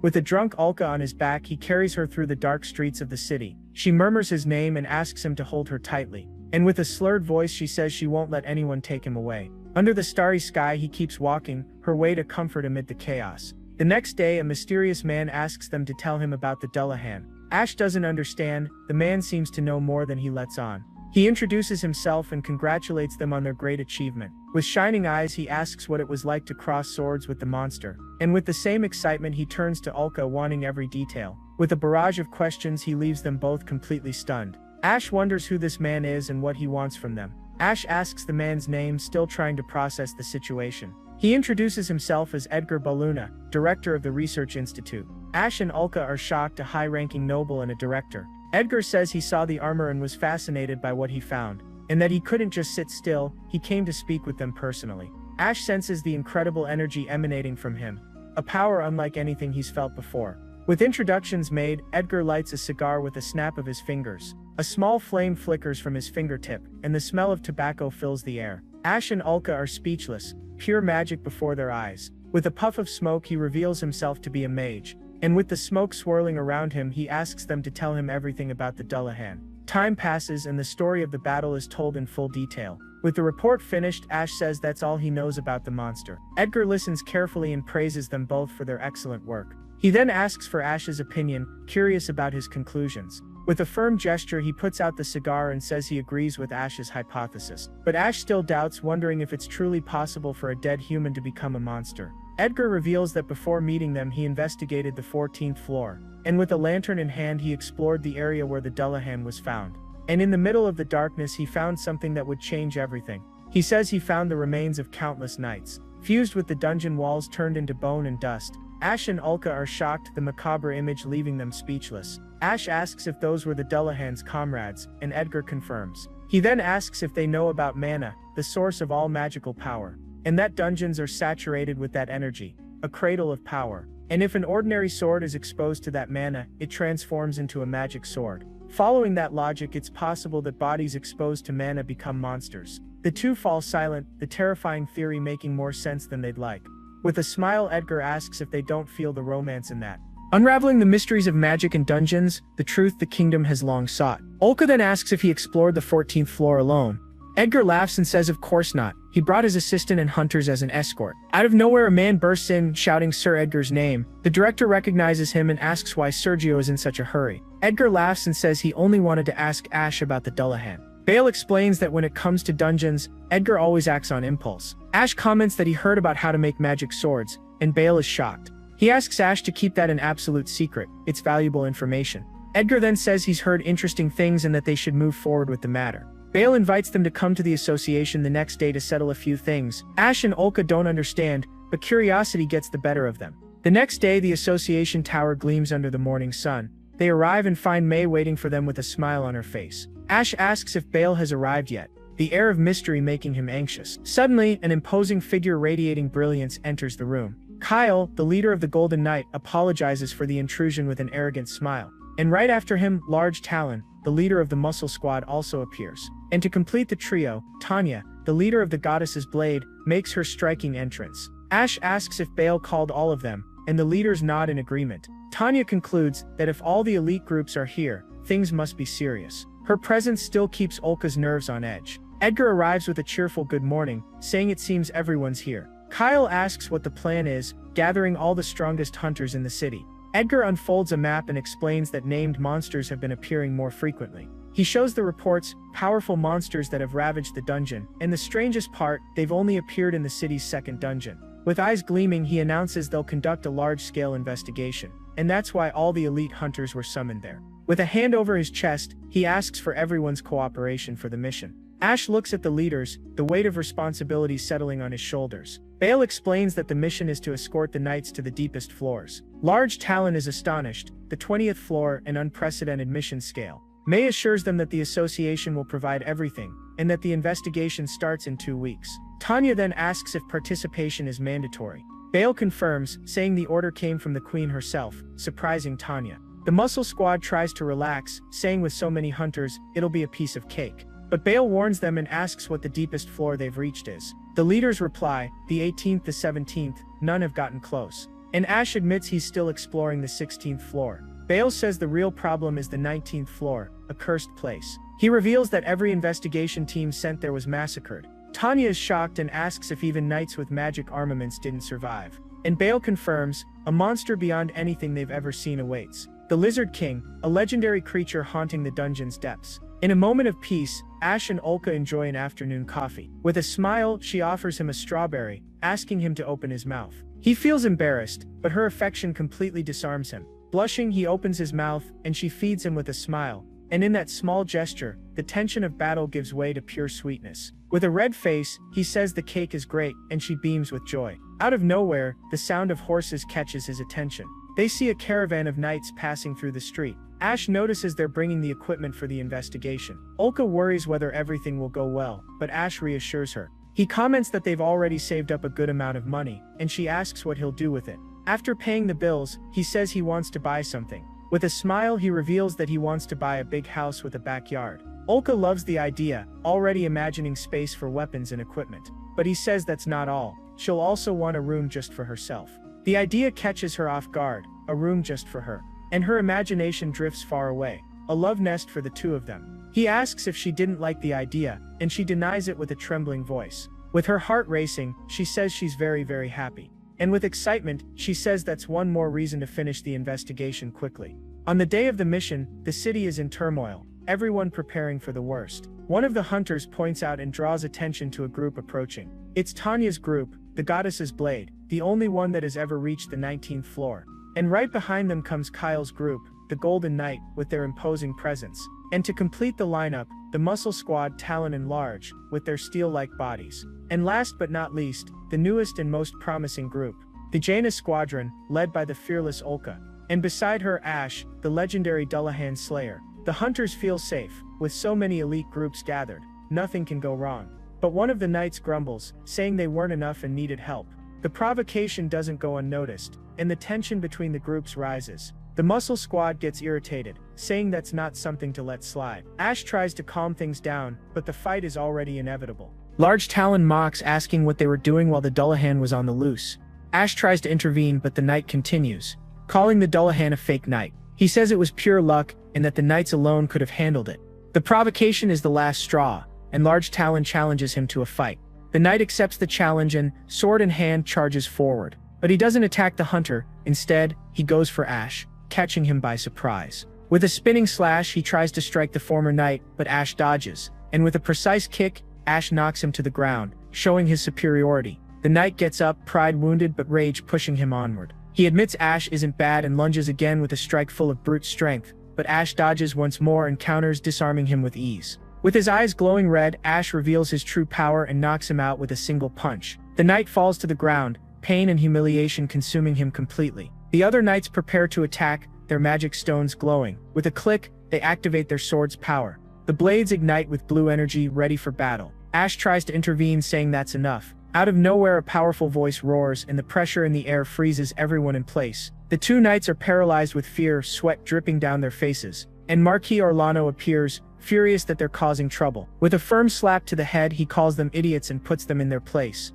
Bale approaches, and Ash asks who that man is. He explains that it's Roy Orlano, the captain of the Royal Capital Knights, the strongest knight in the kingdom, one of the legendary 10 swords. The Muscle Squad is awestruck by the captain's presence. The Marquis apologizes for his men's behavior, saying they're young and hot-headed. He then says the investigation is the Queen's wish and asks for their cooperation. The hunters agree, their admiration for the captain overcoming any resentment. With a pat on the shoulder, he praises Ash's skills. And with steady steps he enters the dungeon, his presence inspiring everyone. Ash is impressed, that man is the very image of a true knight. And with a battle cry, Bale orders everyone to advance for the mission. On the 14th floor, the team moves forward cautiously. Hunters and knights move in perfect sync, ready for any danger. Ash notices that they're at the rear, far from the front line. With so many knights and magic weapons, they should reach the 16th floor without issue. But suddenly a familiar voice shouts, calling for Ash and Ulka. They turn around, the voice echoing through the dark cavern. Edgar appears, running, shouting that the situation is a major problem. Ash asks what happened, the urgency in the director's voice putting him on edge. They follow after him, a growing sense of dread setting in. Edgar leads them to the wall where the knight's remains had been. He shows them the smooth wall, saying that where there had been bones, now there's only stone. Ulka asks if that's really the place, but Edgar confirms without hesitation. Ash doesn't understand, and Edgar says there's only one explanation. With a gleam in his eyes, he reveals that the dungeon is constantly changing. Ash is shocked. The idea of moving walls seems impossible. With a smile, Edgar says dungeons are fascinating, full of mysteries, and with the mission underway, they continue the exploration. But along the way, a surprise attack catches them off guard. A flock of monstrous birds swoops in, the sky filling with predators. Kyle shouts to protect the non-combatants. The battle for survival has begun. The creature fires another barrage, but this time they're ready. The Muscle Squad is horrified by the monster's disgusting magic. Ulka says it's the perfect chance to test their strategy, and Ash agrees. With a battle cry, she fires a concentrated energy arrow. The shot stuns the creature, leaving it vulnerable for a moment. With eyes burning red with fury, Ash charges for the finishing blow. And with a spinning slash, he cuts the monster down, ending the battle. The hunters cheer, praising the duo's teamwork. Ulka smiles, happy that their plan worked and their coordination was flawless. Ash prepares for the next challenge and tells them to keep up the pace. And with the battle over, they all congratulate each other on a job well done. Bale thanks them and says Ash saved their lives once again. The Marquis approaches and asks the names of the two heroes. With a smile, they introduce themselves. Ash and Ulrika, the Janus Squadron. With a nod, he praises their movements and says he'll remember them. With the Marquis walking away, the tension in the air finally dissipates. Bale comments that the captain liked them and that he doesn't judge by class or birth. And with a smile, he realizes that calling the two of them for the mission was the right decision. With the path clear, they prepare to move on to the next floor. And with a shout of command, Bale leads them to the 17th floor. Ash says it's their first time there, and Ulka agrees with a smile. Tanya warns them to stay alert and says it in a very serious tone. She explains that the monsters on that floor are on another level. On the 17th floor, the scenery changes to a dark swamp. Ash notices it's a bottomless bog, and Tanya warns them to be careful. Ulka moves forward cautiously, bow in hand, and senses sharp. Out of nowhere, strange bubbles rise from the water and the tension grows. And from the depths, a giant crocodile emerges with savage fury. Ash prepares for battle, knowing that's the floor's monster. With a sword strike, he attacks the creature, but the blade doesn't pierce it. He's shocked. The monster's skin is as hard as steel. Lizardmen, fearsome creatures with impenetrable scales. Tanya explains that their scales are like steel and brute force won't work. With a sharp screech, the monster calls for reinforcements. and in the blink of an eye, dozens of lizardmen rise from the water. Ash realizes the monster is summoning more of them, and despair starts to creep in. Bale then orders the magic archers to prepare for attack. With a command, he tells them to fire everything they've got. A rain of energy arrows falls over the monsters, lighting up the darkness, but even the magic bows can't pierce the creature's defenses. The horde advances, and the numerical disadvantage throws the knights into panic. One of them starts cursing the monster, thinking that'll do any good. A lizard man lunges at the arrogant knight, ready to finish him. With a precise strike, the creature hits his shoulder, blood spraying. The knight screams in pain, the wound leaving him vulnerable. The monster grabs his arm, ready to drag him into the water. With his sword stuck in the ground, he tries to hold on, but the creature's strength is too much. Ash yells for him to hang on and rushes in to help. Tanya shouts that the weak spot is the throat, and he gets the message. With his aim locked on the target, he prepares for the final strike. And with a precise attack, he hits the monster's throat, the blade piercing its flesh. The lizard man falls into the water, life fading from its body. Ash helps the knight to his feet and asks if he's alright. He carries him to a safe spot and orders immediate treatment. The knight apologizes, saying he didn't know hunters were that strong. With a pat on the head, Ash says it's time for the counterattack.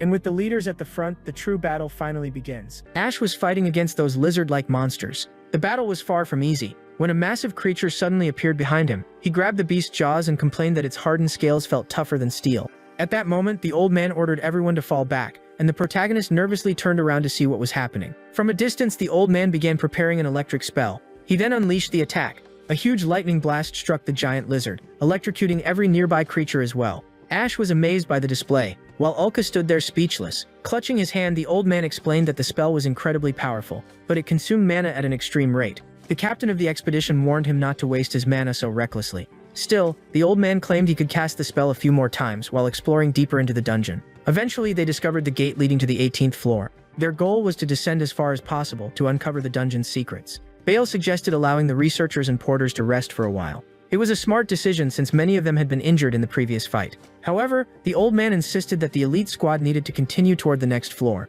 The protagonist then stepped forward and announced that he would go down as well. Since the journey was dangerous and both the Janio squad and the Goddess Sword squad were considered the strongest groups, Bale insisted they all proceed together. One of Ash's companions even placed a hand on his shoulder and explained that the recommendation came directly from Senor Orlano, the Marquis who ruled the city. Everyone celebrated because the protagonist had officially been authorized to venture deeper into the dungeon. Ash happily assured them that they would all return safely. The group eventually split up and arrived in another swamp-like area. Ash commented to Oka about how unsettling the environment felt. Tanya, who was leading the way, explained that the lizardmen were not even the most terrifying monsters down there. However, since they traveled in groups, they still needed to stay cautious. She then pointed ahead. They soon realized the creatures had formed an actual society within the dungeon.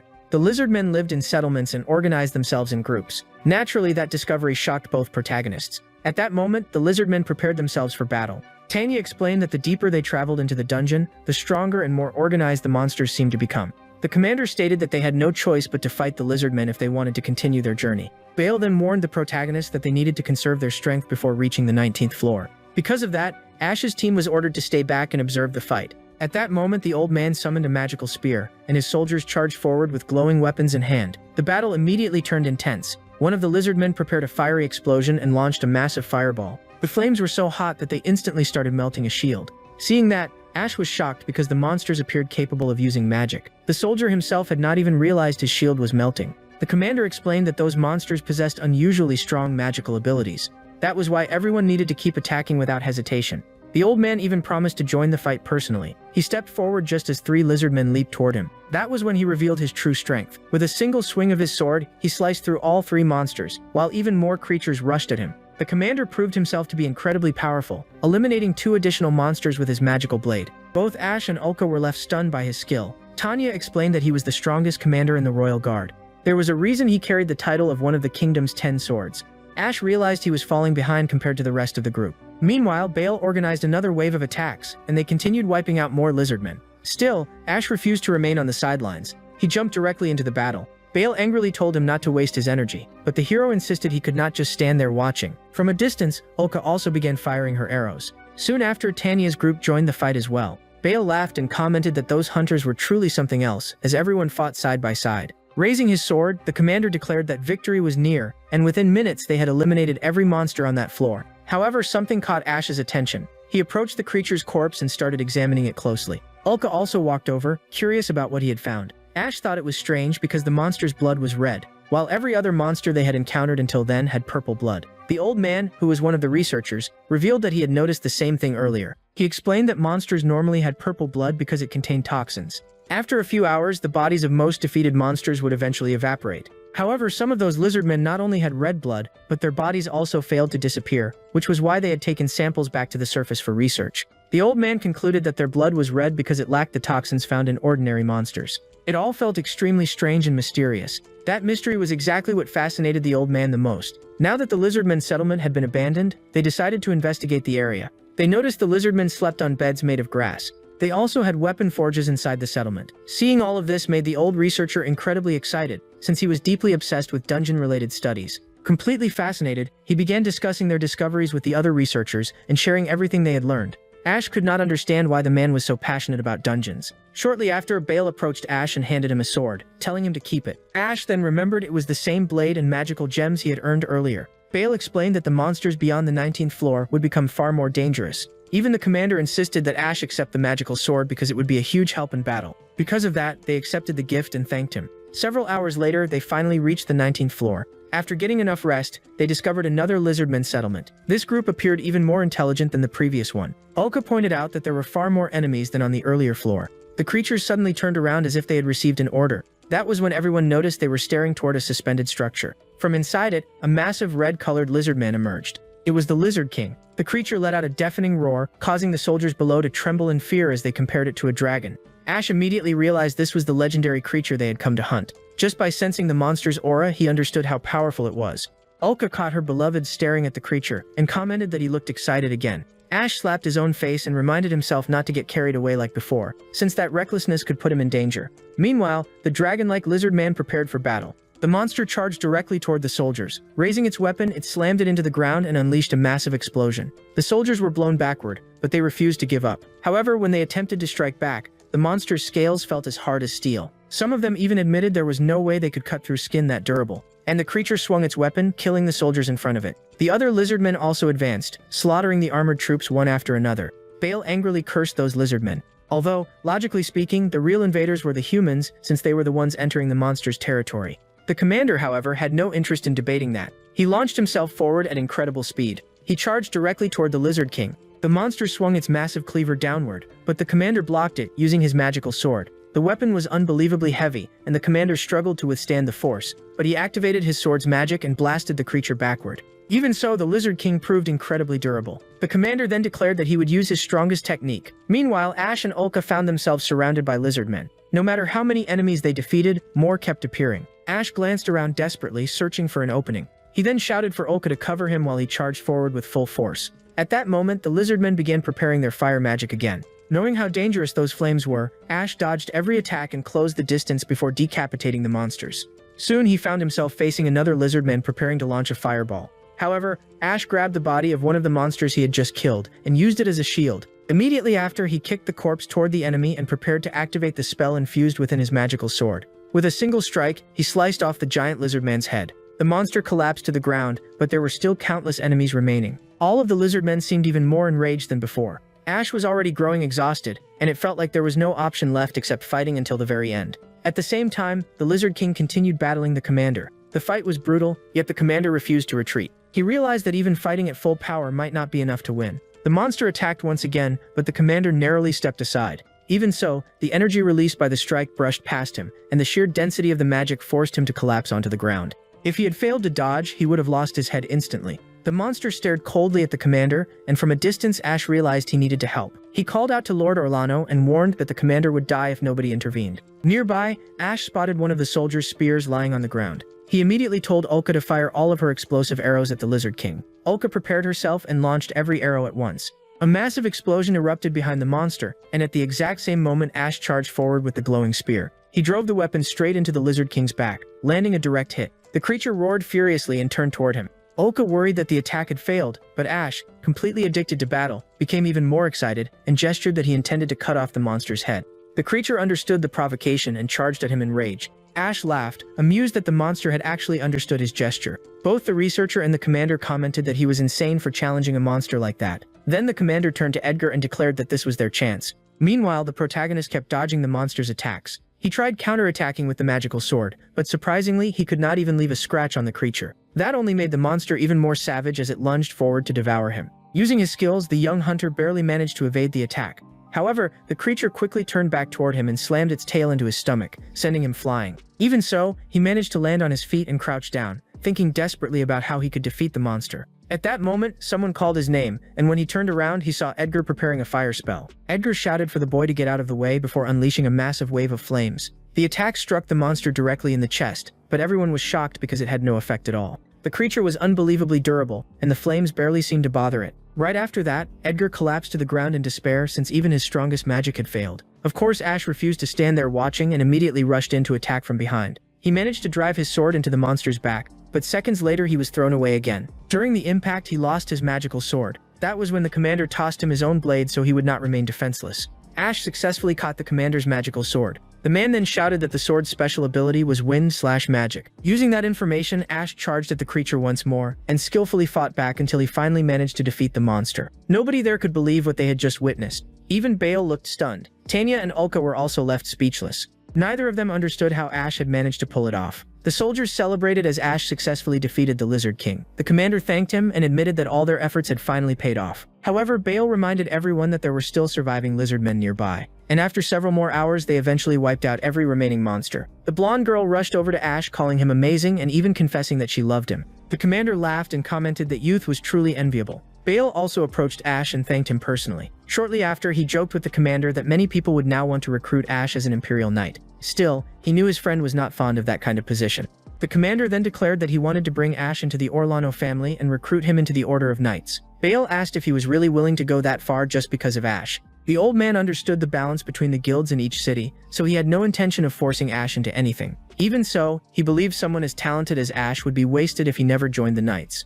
At that moment, one of the researchers called for Lord Edgar, and they headed toward the Lizardmen's house where they discovered several eggs. The sight completely shocked them. They immediately realized that this was how the monsters reproduced. That discovery stunned everyone because, according to previous theories, monsters simply appeared naturally inside the dungeon. Learning that monsters actually laid eggs was considered a revolutionary finding. The commander ordered the support soldiers to focus on treating the wounded. At that moment, Ash approached and returned the commander's sword. He admitted the weapon was incredibly powerful and had saved his life. The commander praised Ash's swordsmanship and said he had fought magnificently. He even confessed that after taking that direct hit from the Lizard King, he could no longer wield his own sword properly. Even if the weapon had failed him, it had served Ash perfectly. The two of them eventually sat down, and the commander offered him a drink to restore his energy. As they talked, the commander mentioned hearing rumors that Ash disliked nobles, which made sense considering his past trauma. Because of that, the Lord offered to arrange a marriage between Ash and a noble woman so he could rise in status, then asked whether he would accept such an opportunity. With a serious expression, he asked Ash if he wanted to become a noble or if he preferred to live and die as a hunter. Caught off guard, Ash thanked him sincerely for the offer. However, there was already a girl he truly loved. For that reason, he could not accept the marriage proposal. Ash explained that his heart already belonged to someone else, but the commander shamelessly pointed out that polygamy was allowed in the kingdom. Even so, the protagonist stated that he wanted to avoid another loveless marriage, because he had already suffered through that once before. The commander kept insisting for a while, but Ash replied that he preferred living by the sword and was perfectly satisfied being a hunter. At that point, the commander realized Ash would never change his mind. He admitted that he understood very well that the boy disliked political matters, so he decided to gift him a dagger engraved with his family's crest. That dagger would serve as proof that Ash had the protection of House Orlano. It was also his way of thanking Ash for everything he had done during the expedition. Afterward, they shook hands. Soon after, the group continued their journey toward the 20th floor, and by then they had already spent nearly 2 weeks inside the dungeon. After a long trek, they finally discovered the hidden passage leading to the 20th floor. The place was dark and eerie, with neither sunlight nor sky in sight. They came across several ancient inscriptions, and Ulka asked what kind of writing it was. At that moment, one of the researchers stepped forward and said he wanted to investigate it. The boy explained that the symbols belonged to an extremely old language, and Ash was surprised because the researcher was still just a child. The kid mentioned that he had read countless ancient stories while growing up, yet he had never seen letters that looked like those before. He pulled out a notebook and began carefully recording everything. Ash then asked what the writings actually meant. However, the boy admitted he could not translate them because nobody had managed to decipher the language yet. He explained that similar inscriptions had been discovered all across the continent, but their meaning remained unknown. That immediately made Ash curious about why the boy was so obsessed with ancient texts. The child answered that he had been fascinated by them ever since he was young. While talking about his passion for ancient writings, he accidentally stepped onto a cracked section of the floor. A huge hole suddenly opened beneath him. Caught completely off guard, the boy fell straight down. Ash instantly jumped after him to save him. In the end, the protagonist was the one who suffered the most from the fall. Ash stood up and asked if the boy was alright, while Ulka shouted from above, worried and asking whether he had been hurt. However, they soon realized they had uncovered a hidden chamber filled with glowing neon lights along the walls. One of the researchers above asked what was happening, and the child immediately called for Director Edgar to come down and see what they had discovered. Director Edgar descended using a rope while the boy pointed toward the wall in the distance. Strange lights and mysterious patterns illuminated the room. Ash wondered if it was some kind of magical device, while Edgar commented that it looked more like an ancient artifact. Even though the old man had no idea what it was, he immediately pulled a lever nearby. The people upstairs suddenly felt the ground shake, and moments later bright lights spread throughout the entire area. They had apparently activated some kind of power generator, and when they returned upstairs they found the entire floor glowing with illuminated panels. Ash commented that the place looked almost like the entrance to a theater. None of them had ever seen blue glowing screens before. Ash became even more shocked when he tried touching one, and his hand passed right through it. Ulka remarked that the magic was incredible, and what made it even stranger was that the screens displayed images of the monsters living inside the dungeon. Edgar explained that the device transmitted energy, and activating it was basically like turning on every light in the area. With a serious expression, he declared that this discovery confirmed his main theory. The dungeons were not natural formations. They had been artificially created. He believed an ancient civilization had designed them with extraordinary precision. According to him, those structures were intentionally built long ago. Long in the past, the gods and divine beings had supposedly created the world and lived peacefully. Then one day, a great calamity descended upon the world. The servants fought against it using magical swords, but they ultimately failed. In the end, both the gods and their servants sacrificed themselves to seal away the catastrophe. After exhausting all their power, they transformed into particles of light. When those particles fell upon the earth, humanity was born. That was the story the young researcher had read in ancient history books. Ash and Ulka even applauded, mentioning that they had heard the same legend as children. However, Edgar admitted that he did not believe in gods at all. If an all-knowing and all-powerful creator truly existed, then such a calamity could have been prevented from happening in the first place. Because of that, the old man claimed the story was nothing more than a fabrication created by the Divine Church. Ash admitted he had never thought about it that way before. The Divine Church was the dominant religion based in the northern Holy Kingdom of Arlon. Ash commented that many of their teachings sounded very convincing. Edgar argued that the church created those beliefs simply to control people. Ulka pointed out that magical swords still existed, just like in the legends. But the researcher insisted those were not magical swords at all, only remnants of ancient technology. There was no doubt that an advanced civilization had existed thousands of years ago, but according to him, they were not gods. In other words, Edgar believed those ancient beings were merely humans, just like them. Hearing that left both Ash and Ulka completely stunned because they had never considered such an idea before. The old man laughed awkwardly and admitted that it was still only a personal theory for now. While they continued discussing the subject, some of the soldiers warned him not to spread dangerous information like that. However, Ash and Ulka replied that they did not mind hearing those theories because they actually found them interesting. The old man decided not to reveal his ultimate theory yet, and shifted the conversation back to the dungeon itself. According to his research, the dungeon was nothing more than a facility built by ancient humans. Ash tried to understand why people from the past would create a dungeon filled with monsters. Edgar admitted he did not know the exact reason. Perhaps it was meant to create weapons, or maybe it functioned like a livestock farm. He then pointed toward another section of the structure. Since nobody understood what he meant, Edgar told them to follow him so they could see it for themselves. When they arrived, Ash asked what kind of strange room it was, and Edgar explained that it was another piece of advanced dungeon technology. They stepped inside a massive chamber, and Edgar pressed a button. As soon as he activated it, the room glowed blue and the door instantly shut behind them. Ash immediately panicked and asked if they had become trapped inside. However, moments later the entire platform began moving. It turned out to be an elevator. A few seconds later the doors opened again. They had returned to the upper floor, where several soldiers were waiting. At that moment, Ash realized it was some kind of lifting platform, and asked what exactly had just happened. Even the blonde girl looked slightly frightened by the experience. Edgar then declared that his theory had been correct after all. Those magical chambers were actually structures built by ancient humans. The people from that era had apparently been able to move freely between the dungeon floors. In other words, the ancient civilization had a clear purpose for creating that enormous structure. Ash and Ulka looked disturbed as they asked what that purpose could have been. However, despite all his research, Edgar admitted that he still did not know the true answer, leaving the two disappointed. The commander asked how Edgar had figured out the transportation device, and Edgar casually replied that it had only been a guess. He had simply trusted his instincts.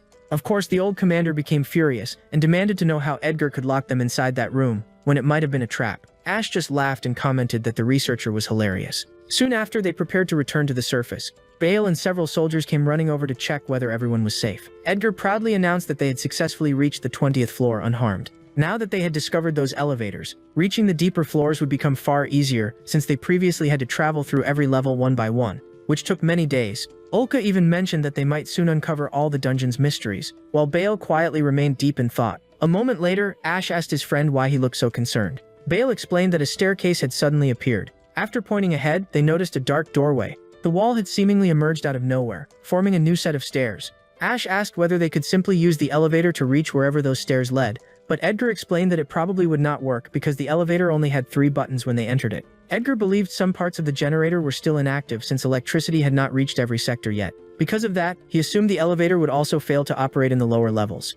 Bale commented that the mystery was far from solved, and Ash asked what he meant by that. The deeper sections of the dungeon still contained even stronger monsters that they had yet to defeat. The following day, they returned to the 19th floor. The lizardmen had completely vanished after being defeated and had not reappeared. The strangest part was that monsters normally respawned after a single day, yet this time none had returned. Ash began wondering if it had something to do with the elevator they activated. The previous night, they had continued investigating the strange device. Edgar had specifically asked them to revisit the 19th floor at dawn to check whether the lizardmen had respawned. The researcher's theory was that monsters normally revived every 24 hours after being killed. However, after they tampered with the elevator system, it seemed that process had stopped functioning. He believed the monsters would no longer return. Tanya's group then suggested checking the 18th floor to see if monsters had failed to respawn there as well. After climbing to the next level, they confirmed that not a single monster had returned there either. Ulka wondered what exactly they had interfered with inside the elevator to stop the monsters from appearing again. However, once they reached the 17th floor, a gigantic monster suddenly attacked Ash.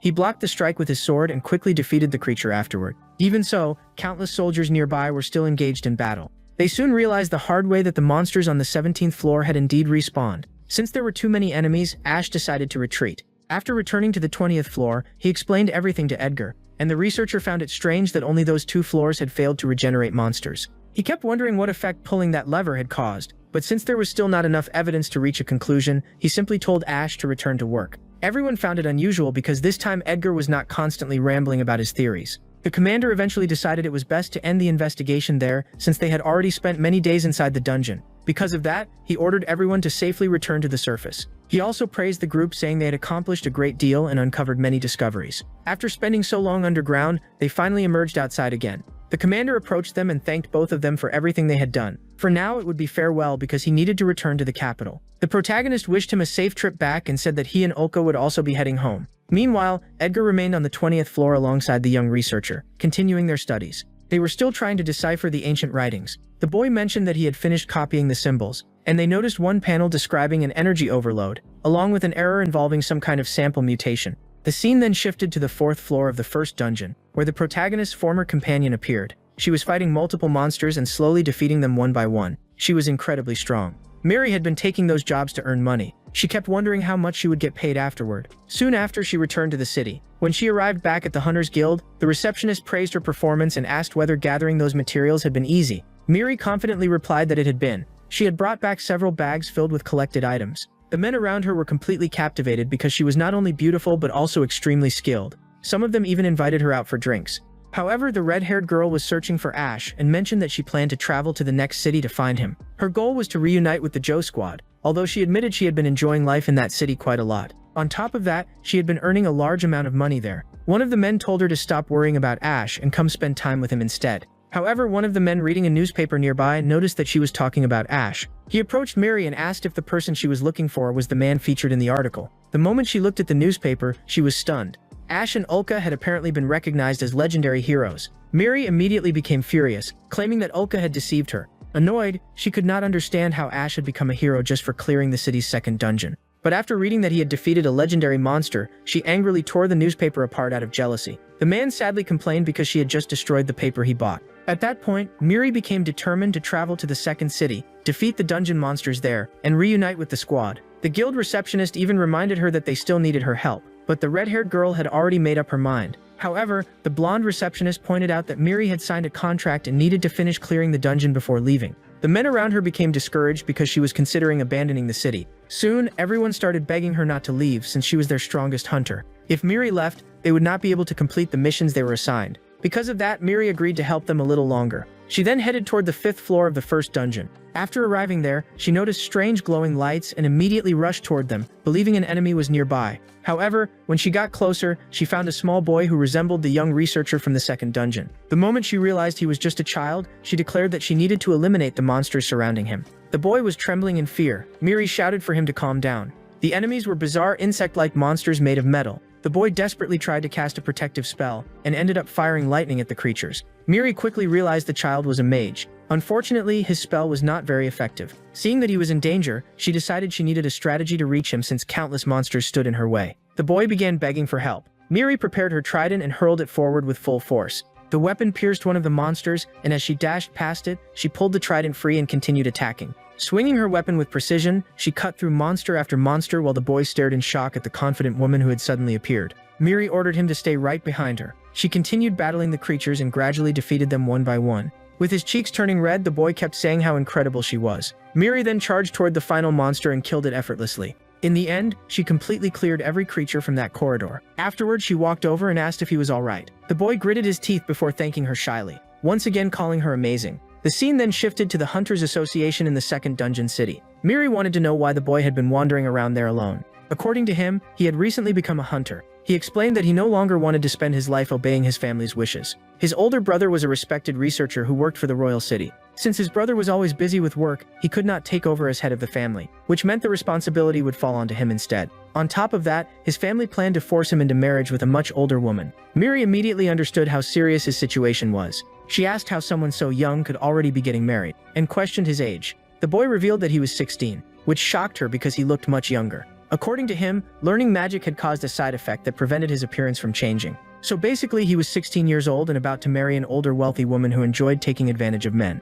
At that point, he slammed his hand on the table and declared that someone needed to save him because he refused to live like that. Miri finally understood everything. The boy had run away from home and become a hunter solely to escape that marriage. He admitted that was exactly the reason and explained that he now needed to earn his own money to survive independently. However, Miri pointed out that he could not enter a dungeon alone without proper armor. With tears in his eyes, he confessed that he did not have enough money to buy any equipment. Miri immediately flicked his forehead and scolded him, saying dungeons were extremely dangerous and he should not risk his life so recklessly. She even called him a child and told him to go back home to his parents. However, the boy shouted that he refused to return and suddenly grabbed Miri's hand. He begged her to help him become a hunter as strong as she was. The boy also admitted that he had grown very fond of her, which caused Miri's cheeks to turn bright red. He explained that he wanted to learn the skilled techniques she used to defeat the monsters. He even suggested forming a party together, leaving Miri completely embarrassed. Flustered, she told him not to say things like that so loudly, but he continued holding her hands while desperately begging her to teach him how to become a real hunter. She even made a disgusted face and declared that she would never help him. Still, she could never refuse someone asking for help because she was too kind-hearted. In the end, she agreed to teach him only the basics. The boy immediately celebrated, saying he finally had a master. First, they introduced themselves, and she revealed her name was Miri. The boy then introduced himself as Ren. At that moment, Miri realized she had taken on another responsibility, and would be delayed even longer before meeting Ash again. That meant Ash and Ulka would have to wait for her a little more. Meanwhile, Ash returned to the 2nd dungeon and headed for the 17th floor. He waited for the monster to emerge from the water while gripping his sword and telling it to come out already. The lizard man poked its head out before suddenly leaping toward him. Ash ordered Ulka to fire, and she landed an arrow directly inside the monster's mouth. Several more lizard men crawled out of the swamp and rushed toward Ash, but he dodged their attacks before skewering one of them with his blade. Ulka shouted for him to be careful while he continued cutting down the other monsters. The two of them were handling the fight extremely well. Sometime later, they finally defeated every enemy. A month after that large-scale investigation, they had returned to their normal lives as hunters. The pair soon noticed another battle happening nearby. Edgar had become extremely famous because of the investigation they carried out the previous month. Ash and Ulka had also gained tremendous popularity. Not only had they defeated the Laharan threat, but they had also assisted with Edgar's major expedition. Because of that, they were rewarded with several gold bars and offered positions as royal knights. However, both of them rejected the offer since their dream was to remain hunters. Soon after, they arrived at the 20th floor. Ren's older brother, the young scientist, was there conducting more research. Ash handed over a report explaining that the monsters on the 18th and 19th floors still had not respawned. They needed to understand why some monsters returned while others did not. Afterward, they gathered around the control panel and continued trying to decipher the messages appearing on it. Ulka asked the young researcher whether he was afraid of staying there all the time, but he answered that the knights protecting him made him feel safe. The boy even believed the investigation of the 20th floor would be completed soon. Once the reports were delivered, Ash and Ulka said their goodbyes. They decided to return to the surface using the elevator, and commented on how valuable discovering it had been. Now they could travel back much faster than before. Eventually they reached the surface. It became obvious that Ash had grown incredibly popular. People everywhere greeted them, and even an old woman commented on how romantic the pair looked together. When they arrived at the guild, Ulka mentioned that they had become major celebrities. The receptionist welcomed Ash and Ulka back, and as Ash explained that he had brought lizardmen materials, someone suddenly interrupted him and told him not to get arrogant. It was a group of troublemakers jealous of Ash's fame, and they even mocked Ulka by claiming she only favored nobles. Ulka instantly became furious and threatened to deal with them herself, but Ash stopped her. He understood that those men were simply jealous because he and Ulka had received special treatment. Tanya then appeared and greeted both Ash and Ulka. She jokingly remarked that they were finally learning how difficult popularity could be. Tanya also advised Ash not to pay attention to insignificant people. The men immediately became angry and demanded to know who she was calling insignificant. She continued mocking them, saying they were so weak that they were too scared to enter the dungeon and instead preferred harassing other hunters. One of the men angrily grabbed her clothes, but with almost no effort, Tanya flipped him backward just by twisting his wrist. She was far stronger than the thug, who collapsed while groaning in pain. Moments later, another man charged at Tanya, only to get kicked in the chin. Ash tried calming Tanya down, but Ulka, who also loved trouble, jumped into the fight and personally dealt with another thug herself. The last remaining fat man stood there trembling in fear. The two girls then prepared to finish him off and landed a powerful punch together. Ash could only sigh while commenting that both girls were terrifying when angry. The girls replied that they would never allow a group of troublemakers to insult them. Ash apologized to May for causing trouble inside the Hunters Guild, but she assured him everything was fine. Afterward, he asked whether the Goddess Sword group also dealt with criticism, and she answered that they had always been targets of rumors and jealousy. According to Tanya, weaker hunters naturally became envious, and she jokingly told Ash to get used to it. The next day, the scene shifted to the third floor of the second dungeon, where the group that had been beaten up earlier was still furious. They wanted to use the elevator, but the knights explained that only certified hunters were allowed access. That only made them angrier, and they complained about receiving unfair treatment. Soon after, Bale arrived with his team, and unlike them, his group was permitted to use the elevator. One of the men became so enraged that he kicked a bucket across the floor. The bucket rolled toward someone nearby, drawing everyone's attention. Two hooded figures stood there and asked whether the group would like to form a partnership with them. The man immediately replied that he had no intention of teaming up with strangers, since he had no idea whether the hooded pair was actually strong. However, the mysterious figures explained that if they reached the 20th floor, they would gain permission to use the elevator. The group had not known that information, so they started considering the proposal. Smiling, the man turned toward the mysterious pair and accepted the deal. With sinister expressions, the two hooded figures declared that they would now form a contract. The scene then shifted to the 13th floor of the second dungeon. Ash noticed that those skeletons looked slightly different from the ones they had encountered before. At that moment, they heard someone shouting at them to move aside, and it turned out to be those weaker hunters who had previously been beaten. They were attempting to take down the skeletons. Ash was surprised by their behavior. When he returned to the Hunters Guild, he remarked that those guys were quite rude. As soon as he opened the guild's door, he realized it was unusually busy. Numerous hunters were arguing and even fighting. Ulka commented that the place was extremely noisy, so they decided to ask their two acquaintances what was going on. They explained that someone had died on the 14th floor. That was why the hunters were in conflict. According to the guy, it seemed that another hunter had killed that man. That situation was a serious issue, since any death inside a dungeon always sparked major disputes. The bald man then showed them a photo of the victim's body, but it turned out there were actually two men, and they were the same ones who had been fighting the skeletons. He also mentioned that those men had argued with Ash a few days earlier, which the protagonist remembered, but something felt off since there had been 4 of them, yet only 2 had died. Ash then asked what had happened to the other 2, and the bald man said they had vanished. Ulka speculated that they might have been eaten by monsters, but the protagonist pointed out that the skeleton warriors in that area do not consume human bodies. Even so, the others mocked the situation, saying Ash should not bother worrying since those guys had been trouble anyway. From their perspective, it was almost better that they had died, and they soon said goodbye, mentioning they were heading back to the dungeon. Mia then called out to Ash and Ulka, asking if they had a moment. She explained that she had been struggling to recruit new members and would like their assistance. Ash immediately started imagining some elaborate proposal that might push him toward becoming a knight. What she actually suggested was issuing a special certification exclusive to hunters from each city. She believed this would increase the guild's popularity and attract new recruits. In addition, the new certification the protagonist would receive would grant him several benefits. Recently, hunters from other cities had been coming to explore that dungeon, which had been causing various problems. She then asked if they would agree to an interview with the branch chief, explaining that passing it would earn them the new certification.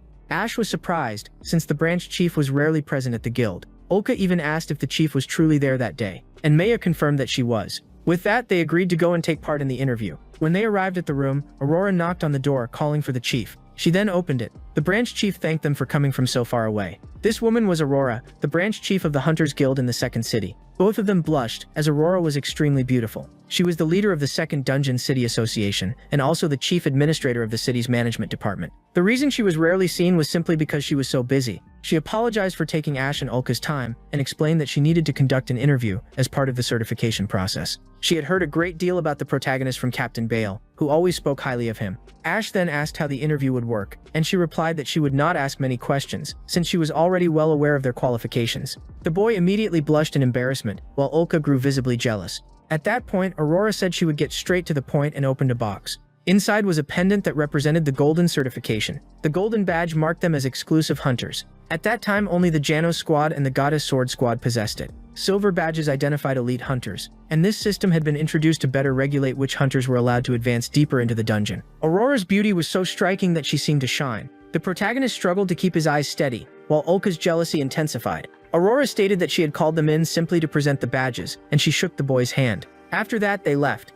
Ulka tightly grabbed Ash's arm and asked if he thought Aurora was beautiful. He noticed how jealous she was and said he was more attracted to cute girls, specifically mentioning that he especially liked girls like her. That was enough to make her blush bright red. Soon after, they left together, and the girl was clearly smitten. A few days later, they returned to the dungeon and reached the 16th floor. Ulka fired arrows rapidly, easily taking down flying monsters. The protagonist even noted that when it came to aerial enemies, she had a clear advantage and performed far better than he did. Afterward, they went to check whether the monsters had dropped any items. They needed to collect materials from certain monsters to deliver to the guild. Ulka mentioned that recently, many hunters from other cities who came to explore that dungeon had been disappearing. He suggested that perhaps a powerful monster had invaded different areas and was eliminating those people. However, he suggested that the situation might simply be due to those hunters' recklessness, as they were likely too weak and trying to take on stronger monsters. At that moment, he was startled when he noticed 4 hunters lying on the ground. The 2 of them rushed over immediately. Ulka realized they were no longer breathing. They were the same group members who had caused trouble for them a few days earlier. They were lying far from the other 2 who had been killed, and they were alongside 2 additional hunters. A few days later, he and Ulka attended an elegant dinner after being invited by Bale. Lucarel had arrived a bit earlier, and soon after Ulka appeared wearing a very refined dress, looking charming. The boy was captivated, his cheeks turning red. She asked what was wrong, and he replied that she looked incredibly beautiful. She took the chance to tease him, adding that he looked very handsome as well. Then they entered the hall together. After giving their names at the entrance, a staff member opened the door for them. Once inside, they were surprised to see Bale, especially because he was with Aurora. The woman smiled and said, "Good evening." Ash asked whether Bale knew Aurora. He confirmed that he did, explaining that she was his fiancée. Both of them were shocked, while their friend laughed. Now he understood why Aurora had said Bale always spoke so highly of him. She laughed and confirmed that it was true. Bale praised Ash so much that it sometimes even made her feel a bit jealous, and everyone laughed together. Then Aurora shared that she had grown up in an orphanage in the city and had started working in administrative roles at a very young age. Ash asked how she had managed to rise so quickly and reach the top of her division. Bale explained that his fiancée often worked with nobles, who quickly recognized her talent. He had also worked alongside her, eventually falling in love and asking her out. Ulka commented to Ash that the 2 of them suited each other well and made a great couple. Then the blonde asked Aurora whether she handled those troublesome hunters at the guild effectively. She replied that managing some hunters was quite difficult, especially those who came from other cities. Ash then mentioned that he had found 2 of the missing hunters and explained that they had been with 2 others from another city, making those sudden dungeon deaths seem very suspicious. Bale began forming theories about why people were dying inside the dungeon. He even stated that he would increase the number of knights stationed there to improve safety for the hunters. Afterward, they left, and Ash continued talking with Bale. The protagonist had asked for recommendations for jewelers, and Bale mentioned a shop that sold exactly what he needed. They spoke quietly in the back, and Bale even asked whether he had gotten Ulka's measurements. Ulka grew jealous, saying her boyfriend always ended up talking with Bale whenever they were together. Aurora then invited the blonde to go out with her sometime for dinner, just the 2 of them without the boys. The next day, they returned to the dungeon, and the protagonist said he would try descending on foot instead of using the elevator. They planned to do this so they could investigate the area and see if they discovered anything. It felt strange because the dungeon had been unusually crowded lately due to hunters coming from other cities. Ash remarked that some women there were not even hunters and were present for other reasons one could easily guess, which made Ulka jealous as she pulled his ear and told him not to look at them. Then they began going down the stairs, saying they needed to find some magic stones to sell at the guild. After some time, they reached the 9th floor and greeted a group of hunters. The atmosphere seemed friendly, which made it hard to believe so many people had been dying under mysterious circumstances. When they reached the 16th floor, they found an injured man. They ran over to him, noticing a large wound on his chest. However, it did not appear that this injury had caused his death. Ulka was unsure, suggesting that perhaps he had been struck by a sword, and that was what killed him. She also considered that he might have been attacked by those birds. However, Ash noticed a small wound on the man's neck. When Ulka looked more closely, she saw the tiny puncture as well, and guessed it had been made by a needle. She opened the man's mouth and saw that his tongue had turned purple. That indicated he had been poisoned with a needle. The toxin had caused the discoloration in his tongue. They then took the body back to the guild. Upon arriving, they explained that many people had been dying mysteriously, and that the man they found had been poisoned. Someone asked Ulka how she knew so much about it, and she replied that she had studied poisons extensively while living in the Empire. Bale mentioned that this poisonous flower was on the list of substances banned in that country. That meant the person responsible for killing those hunters likely came from elsewhere.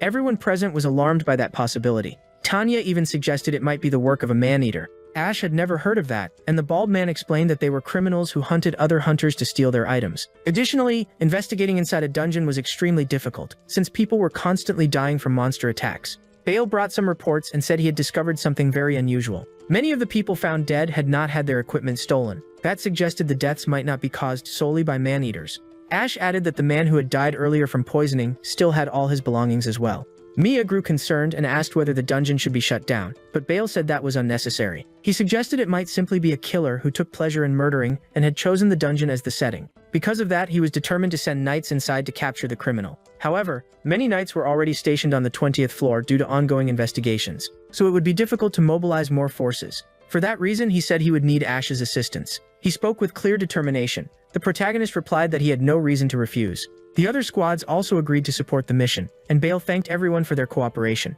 The blonde man then asked what they should do if they encountered this man-eater. Bale answered that they should try to capture him, but if that was not possible, they were authorized to eliminate him. Hearing that made them realize how critical the mission was. Ash stated that he would do everything he could to find the culprit as quickly as possible. Early the next morning, he went to a jewelry shop. He felt slightly uneasy, as the items appeared to be expensive. He had heard that in that kingdom, giving a bracelet to a girl you liked meant you wanted to stay with her forever. He entered the store and said he had been referred by Mr. Bale, and the attendant recognized him as Lord Ash. He noticed that he had become well known, and the woman even asked if he planned to give the bracelet to Lady Ulka. He confirmed that he did and began looking at several options. The attendant asked whether he intended to marry Ulka, and he shyly said yes, his cheeks turning red. She then showed him a luxurious bracelet with a red ruby. He was immediately captivated, as it suited Ulka perfectly, so he decided to buy it. Later that same day, they returned to the dungeon. He explained his mission to the knights, and they offered support by guiding him to a specific area. People greeted Ash along the way, asking what kind of patrol he was on that day. However, he could not reveal the details. The others continued chatting about their own tasks. Many of them were clearly flattering Ash simply because he had become popular. One knight even remarked that hunters had started to resemble celebrities. Soon after, the knight escorted the protagonist to the location, when a group came running back, shouting that they needed help. The knight asked what had happened, and one man said there was a killer ahead, which made Ash wonder if it was the man-eater. The knight grew impatient and demanded a clear explanation. However, the man struggled to speak properly, so the three of them rushed forward to see what was going on. When they arrived, they found the source of the disturbance. The man appeared to be under the influence of some dark magic. He was even drooling, and when he turned around he looked more like a zombie than a normal human. Ash was certain that something was seriously wrong. The knight drew his sword saying he would eliminate the killer, but the protagonist told him to wait. The man screamed that his head hurt, and the pain drove him into madness. The knight wondered what was happening, and at that moment the man, seemingly controlled by a spell, charged at him and attacked. But the knight blocked with his armor. Even so, the force of the blow sent the knight flying backward. Ash called out to the knight, and as he looked at the possessed man, he realized the situation was far from normal. He was unsure whether to defeat him or try to save him, since he was clearly being controlled. The hunter then lunged at Ash, and the protagonist managed to defend himself with his sword. However, the attacks were heavy and forced Ash backward. Ulka told him to move aside so she could fire her arrows, but Ash told her not to shoot and explained that he wanted to capture the man alive because he seemed to be a victim. But the man had completely lost control and kept swinging his blade at Ash without hesitation. After analyzing his movements, Ash managed to dodge and found the perfect opportunity to counterattack. He struck the man with a knee, forced his head to the ground, and then punched him in the face, knocking him unconscious. The knight asked if the man had truly been under a spell, and Ash confirmed it. They then called for reinforcements and restrained the man with ropes. The knight remarked that Ash was impressive for assessing the situation so quickly, but when he turned around, he was shocked to see that other hunters were dead. They were the same two who had asked for help earlier. Ash tried to understand what had happened, since no one else was there. One of the survivors suddenly attacked Ash, but he blocked the strike with his sword. Ulka became angry and kicked the man, telling him to behave. He collapsed to the ground unconscious. She declared that she would not allow anyone to harm her boyfriend. After that, the man was interrogated in the Hunters Association room. He claimed he did not know what had happened, saying he had been deep in the dungeon when his body suddenly started moving on its own. He even begged the knight to believe him, insisting he would never kill a member of his own group. Ash observed the interrogation. The knight concluded in his report that the man had no trace of poison. They had searched all the hunters' belongings, and it seemed they were not guilty. Ash told Bale that he had taken part in the investigation and believed the man was not pretending. He seemed to be telling the truth. That only deepened the uncertainty surrounding the mystery. Bale kept insisting. He couldn't stop thinking about the day the protagonist came across those 4 dead men. 2 of them were the same guys who had caused trouble before, and now other hunters were being controlled by some kind of spell. On top of that, that other boy had basically turned into a zombie, right? Ash figures all these incidents might be connected to a single individual. Bale even considers that the real culprit could be driving innocent hunters insane somehow. Ash doesn't quite understand why anyone would do that, since there's nothing to gain. Then Bale explains that the whole reason is tied to the Kingdom of Rosebel. That nation grew extremely wealthy because of the dungeons, and it also built a strong trade in rare items, since hunters would raid the dungeons and return to the guild to sell what they found. Because of this, Rosebel started to become a major threat to the sacred kingdom of Arlen. Arlen was a theocratic state devoted to divine faith, located on the northern continent, and they viewed the kingdom where the protagonist lives as a significant enemy. This sacred nation follows that divine belief centered on the creator. Bale's theory is that this kingdom is sending agents to disrupt dungeon exploration. It would be a direct and intentional strike against the entire kingdom of Rosebel. He tells his friends that if this is true, a large-scale war between the 2 nations could break out. That's why they shouldn't spread this information yet, since it could cause widespread panic. Ash asks whether that's really possible, wondering if that kingdom would truly go that far. So Bale decides to ask Marquis Orlando from the capital for help with the investigation. And that's where we wrap up this part, guys. If you made it this far, leave a comment. Knight and the Blonde Girl. This series is really good, and I hope you're enjoying it. If we hit the goal, I'll bring the continuation right away, and it's even better. In the meantime, I'll leave 2 recommended videos here for you to choose from on the channel. I'm sure you'll like them because both of these works are excellent, so I'll see you there. That's it for now, thanks and see you later everyone.